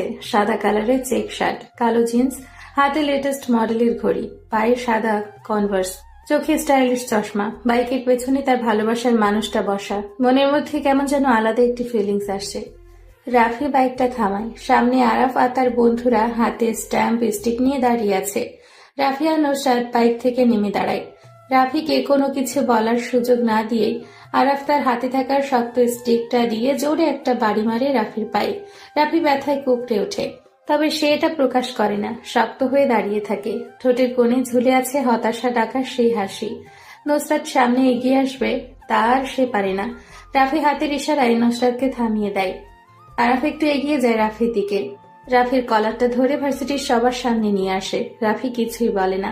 আরাফ জোরে চিৎকার করে বলে, আমি নুসরাতকে পছন্দ করি, এটাই ক্যাম্পাসে সবাই ভালো করে জানে। তাই কোনো ছেলে নুসরাতের আশেপাশে ঘেঁষে না, কিন্তু তুই সেই দুঃসাহস করেছিস। আজ আমি তোর এমন অবস্থা করব যা দেখে ভার্সিটির সবাই ভয় পেয়ে যাবে।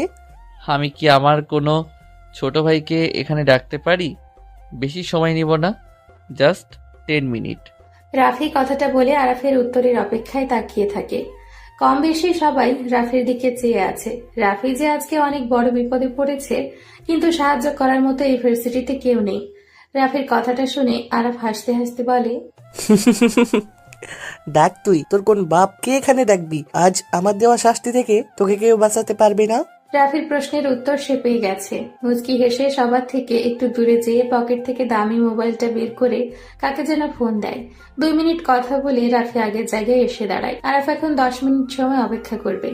আরাফ হাত দিয়ে কাউকে একটা চেয়ার আনতে পাঠায়। 4 পায়া বিশিষ্ট নীল কালারের চেয়ারে পায়ের উপর পা তুলে বসে আছে আরাফ। 10 মিনিট অপেক্ষা করতে করতে একটা সিগারেট খাওয়া যাক, যেমন ভাবনা তেমন কাজ। আরাফ একটা সিগারেট জ্বালায়। সবাই জানি আরাফের ক্ষমতা কতটা উপরে। আরাফ নিজের হাতে থাকা ঘড়ির দিকে তাকায়। রাফির দেওয়া 10 মিনিট শেষ। যাদের হাতে ঘড়ি আছে সবাই নিজেদের ঘড়িতেই সময়টা দেখে নেয়। 10 মিনিট শেষ, কিন্তু এখনো কেউ আসছে না। রাফির মোবাইলে টুং করে একটা মেসেজ আসার শব্দ হয়। আরাফ সিগারেটটা নিচে ফেলে দেয়, বসা থেকে উঠে দাঁড়ায়। রাফির কাছে এসে বলে, নিজের হাতের ঘড়ির দিকে একটু তাকা, 10 মিনিট তো শেষ। তো ছোট ভাই কি আসবে না তোকে বাঁচাতে? হা হা হা।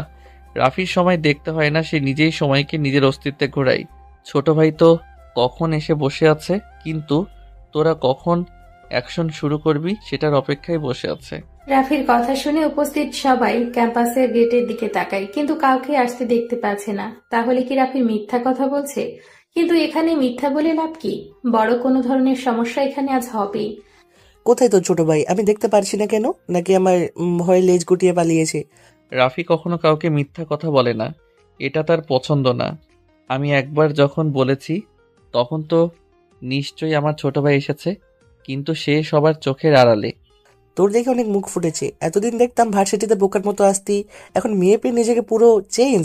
ভালো, বেশ ভালো। তোর এই পরিবর্তনটা আমার কাছে খুব ভালো লেগেছে। হা হা। আমি নিজেকে পরিবর্তন করেছি ঠিকই, কিন্তু সেটা কোনো মেয়ের জন্য নয়। তোর এত সাহস আসে কোথা থেকে সেটাই বুঝতে পারছি না। সাহস ছোট থেকেই আমার। আজ নুসরাতের ভালোবাসার জোরটা একটু বেশি। আজ ভালোবাসা তোর মুখ থেকে আমি চিরতরে শেষ করে দিব, আর কখনো নুসরাতের দিকে তাকাতেও সাহস পাবি না তুই। কথাটা বলে আরাফ নিজের ডান পাটা দিয়ে রাফির বুকে জোরে লাথি মারে। রাফি একটু দূরে ছিটকে পড়ে। রাফি নিচে থেকে উঠে দাঁড়ায়। আরাফ যে রাফির মুখের পাশে অজোরে কিল মারে। আরাফ এত জোরে মারে যার কারণে রাফির ঠোঁট কেটে গলগল করে রক্ত বের হতে থাকে। রাফি ডান হাত দিয়ে ঠোঁটের কাছ থেকে রক্তটা নিয়ে দেখে উচ্চ কণ্ঠে হাসতে থাকে। আরাফ বোকা বনে যায়। একটা ছেলের ঠোঁট ফেটে রক্ত বের হচ্ছে, সেটা দেখেও সে কিভাবে হাসতে পারে? রাফি কি পাগল হয়ে গেছে, নাকি কেউ কিছু বুঝতে পারছে না? রিফাত পেছন থেকে রাফির কাছে যেয়ে দাঁড়ায়। হাতে থাকা স্ট্যাম্পটা রাফিকে বাড়ি মারবে, তখনই কোত্থেকে একটা স্নাইপারের বুলেট এসে রিফাতের ডান পায়ে লাগে। রিফাত নিচে পড়ে যায়। ব্যথায় তার অবস্থা খারাপ, পা থেকে রক্ত পড়তে থাকে। সে নিচে বসে বসে 2 হাত দিয়ে রক্ত বন্ধ করার বৃথা চেষ্টা করে। রাফি শব্দ করে হাসে। এই হাসিটা যেন আরাফের পছন্দ হয় না। রাফির হাসি তার কাছে বিষের মতো মনে হচ্ছে। সাবধানতা বজায় রেখে আরাফ ডান হাতে স্টিকটা নিয়ে রাফির দিকে এগিয়ে যায় মারার জন্য, কিন্তু সেটা আর পারে না। আরাফের আগেই গরম একটা বুলেট এসে আরাফের ডান হাতে লাগে। তার হাত থেকে শক্ত স্টিকটা নিচে পড়ে যায়। বাম হাত দিয়ে ডান হাতের উপর চেপে ধরে, কিন্তু এই ব্যথা যেন একটুও কমার নয়। এখন যদি মৃত্যু হয়ে যেত তাহলে ভালো হতো। এই অসমাপ্ত ব্যথা সহ্য করার মতো না। আরাফদের এই করুণ অবস্থা দেখে পেছনে হাতে স্টিক নিয়ে দাঁড়িয়ে থাকা 2টা ছেলে দৌড়ে পালিয়ে যায়। উপস্থিত কেউ বুঝতে পারছে না কোথা থেকে স্নাইপার লাগানো বুলেট এসে লাগছে আরাফদের শরীরে।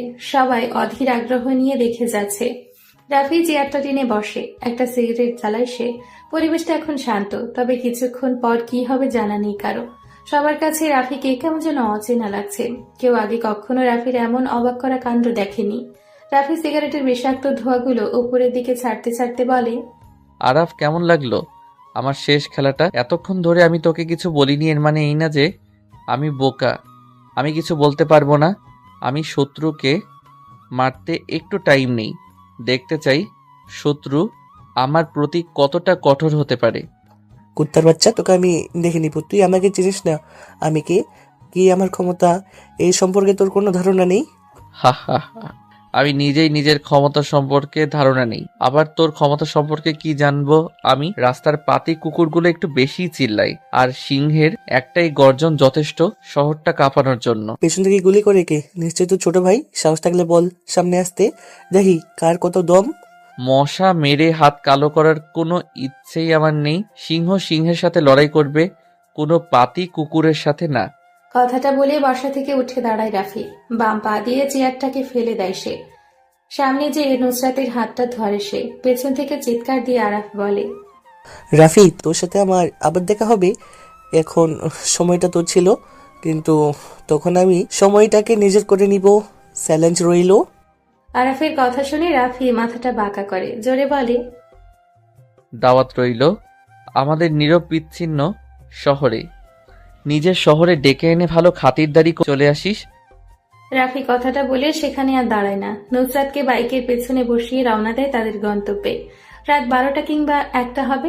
বাহিরে মুষলধারে বৃষ্টি পড়ছে। শহরটাই বৃষ্টিতে ভিজতে ভিজতে পরিষ্কার হয়ে যাচ্ছে, কিন্তু এই শহরের কিছু মানুষের মন এখনো পরিষ্কার হয়নি। ভেতরে রয়ে গেছে অহংকার, হিংসা, মিথ্যা, আরো কত কিছু। মিরপুরের এই রাস্তাটা আজ বড্ড ফাঁকা, কোথাও কোনো মানুষের আনাগোনা নেই। নিস্তব্ধ হয়ে গেছে ব্যস্ত শহরটা। দূর থেকে ল্যাম্পপোস্টের আলোয় স্পষ্ট দেখা যাচ্ছে মিরপুরের এই নীরব রাস্তায় একদল লোক দাঁড়িয়ে আছে। পরনে সবার রেইনকোট, কারোর রেইনকোট কালো কালারের, আবার কারোটা হলুদ। কেন তারা এভাবে বৃষ্টির মধ্যে রাস্তায় দাঁড়িয়ে আছে? কি তাদের উদ্দেশ্য? রাফি আজকে রাতে মিশনের জন্য প্রস্তুত হয়ে গেছে। কালো কালারের পরিহিত রেইনকোটটা পরে বাইকটা স্টার্ট দেয়। আজকে বাইরে অনেক বৃষ্টি, রাস্তাটা পুরো ফাঁকা। নিজের বাবা মায়ের মৃত্যুর প্রতিশোধ নিতে সালমানের মৃত্যু ঘোষণা করতে যাচ্ছে রাফি। সন্ধ্যা থেকে রাফি টনিকে দেখছে না, যার কারণে একাই মিশনে বের হয় রাফি। মিরপুরের স্টেডিয়ামের পাশের রাস্তায় এসে বাইকটা থামায় রাফি। সামনে অনেকগুলো লোক রেইনকোট পরে দাঁড়িয়ে আছে। তাদের মধ্যে থেকে চেয়ারে বসে থাকা লোকটাই যে সালমান সেটা বুঝতে রাফির কোনো অসুবিধে হলো না। রাফি সামনের দিকে এগিয়ে যায়। সালমানের সামনে একটা চেয়ার খালি পড়ে আছে। রাফি যেয়ে সেটাতে পায়ের ওপর পা তুলে বসে। সালমান এতক্ষণ রাফির জন্যই অপেক্ষা করছিল। বৃষ্টির আমেজটা কমে আসছে, কিন্তু জোর বেগে হাওয়াটা থামা নামই নিচ্ছে না।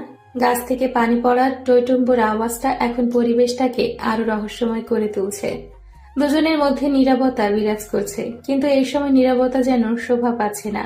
তাই নীরবতা ভেঙে প্রথমে সালমান বলতে শুরু করে, আমার সামনে এখন বসে আছে বাংলাদেশের সবচেয়ে বড় মাফিয়া লিডার রাফু ভাই। একটা শহর কাঁপাতে তার নিজের নামটাই যথেষ্ট। সে কেন আমাকে মারার জন্য এত গেম কেন সেটা বুঝতে পারছি না। কি কারণে আমি তার শত্রু হয়ে গেছি? আমি কাউকে মারার আগে বলি না কি কারণে তাকে মেরেছি। রাফু ভাই, কোথায় আপনার সৈন্যদল? আমার পেছনে তাকিয়ে দেখেন, কত সৈন্য দাঁড়িয়ে আছে আমাকে রক্ষা করার জন্য। আপনি একা তো আমাকে মেরে এখান থেকে চলে যেতে পারবেন না। তোকে পাহারা দেওয়ার জন্য এত পালা কুত্তার প্রয়োজন হয়, কিন্তু আমার কাউকে প্রয়োজন হয় না। আমি একাই 100। আজ আর সেই পুরনো ডায়লগে কাজ হবে না। এই শহরে একটাই বাঘ থাকে, তার নাম সালমান খান। আমার কথায় শহরটা চলে। তুই কি করবি? আমার ছোট একটা শহর তোর কথায় চলে, কিন্তু আমার কথায় পুরো দেশের মাফিয়া পোলাপান চলে। আজ তোকে বাঁচাতে কেউ আসবে না, সেটা আমার বড় দুঃখ, কিন্তু আমার কিছু করার নেই। আজ আমি নিজ হাতে তোকে মারবো। সময় কার কখন বদলে যায় সেটা বলা যায় না, কিন্তু আমি বলতে পারি আজ এখানে তুই বেঁচে থাকবি না। আমি বসে বসে দেখব তুই একা কি করতে পারিস। কথাটা শুনে রাফি বসা থেকে উঠে দাঁড়ায়। পেছন থেকে পিস্তলটা বের করে পরপর 4টা গুলি করে। চোখের পলকের আগে সালমানের পেছনে দাঁড়ানো লোকগুলোর কারো মাথায়, কারো পায়ে, বুকে গুলি লাগে। কেউ রাফিকে গুলি করার সময় পায় না। রাফি পিস্তলটা রিলোড দিয়ে আবার এসে সালমানের সামনে চেয়ারে বসে পড়ে। সালমান জানে রাফি অনেক ভয়ানক মাস্তান, কিন্তু আজ প্রথম তা নিজের চোখের সামনে দেখল। রাফি রক্তের নেশায় মেতে উঠেছে। শত্রুর তাজা রক্তের গন্ধ যেন তার কাছে অতি প্রিয়। সালমান রাফিকে উদ্দেশ্য করে বলে, 4 জন লোক মেরে নিজেকে রাফিয়ান দাবি করা, বোকার স্বর্গে বাস করা একই কথা।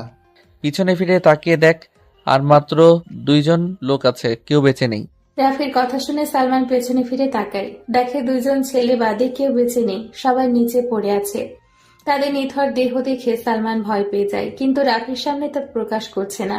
সালমান মুচকি হেসে নিজেকে স্বাভাবিক করে নেয়। রাফি একটু অবাক হয় সালমানের এমন মুচকি হাসি দেখে। কি হলো, তুই এমন করে হাসছিস কেন? হাসবো না বা কেন? আমার হাসির কারণ আছে, তাই আমি হাসতেছি।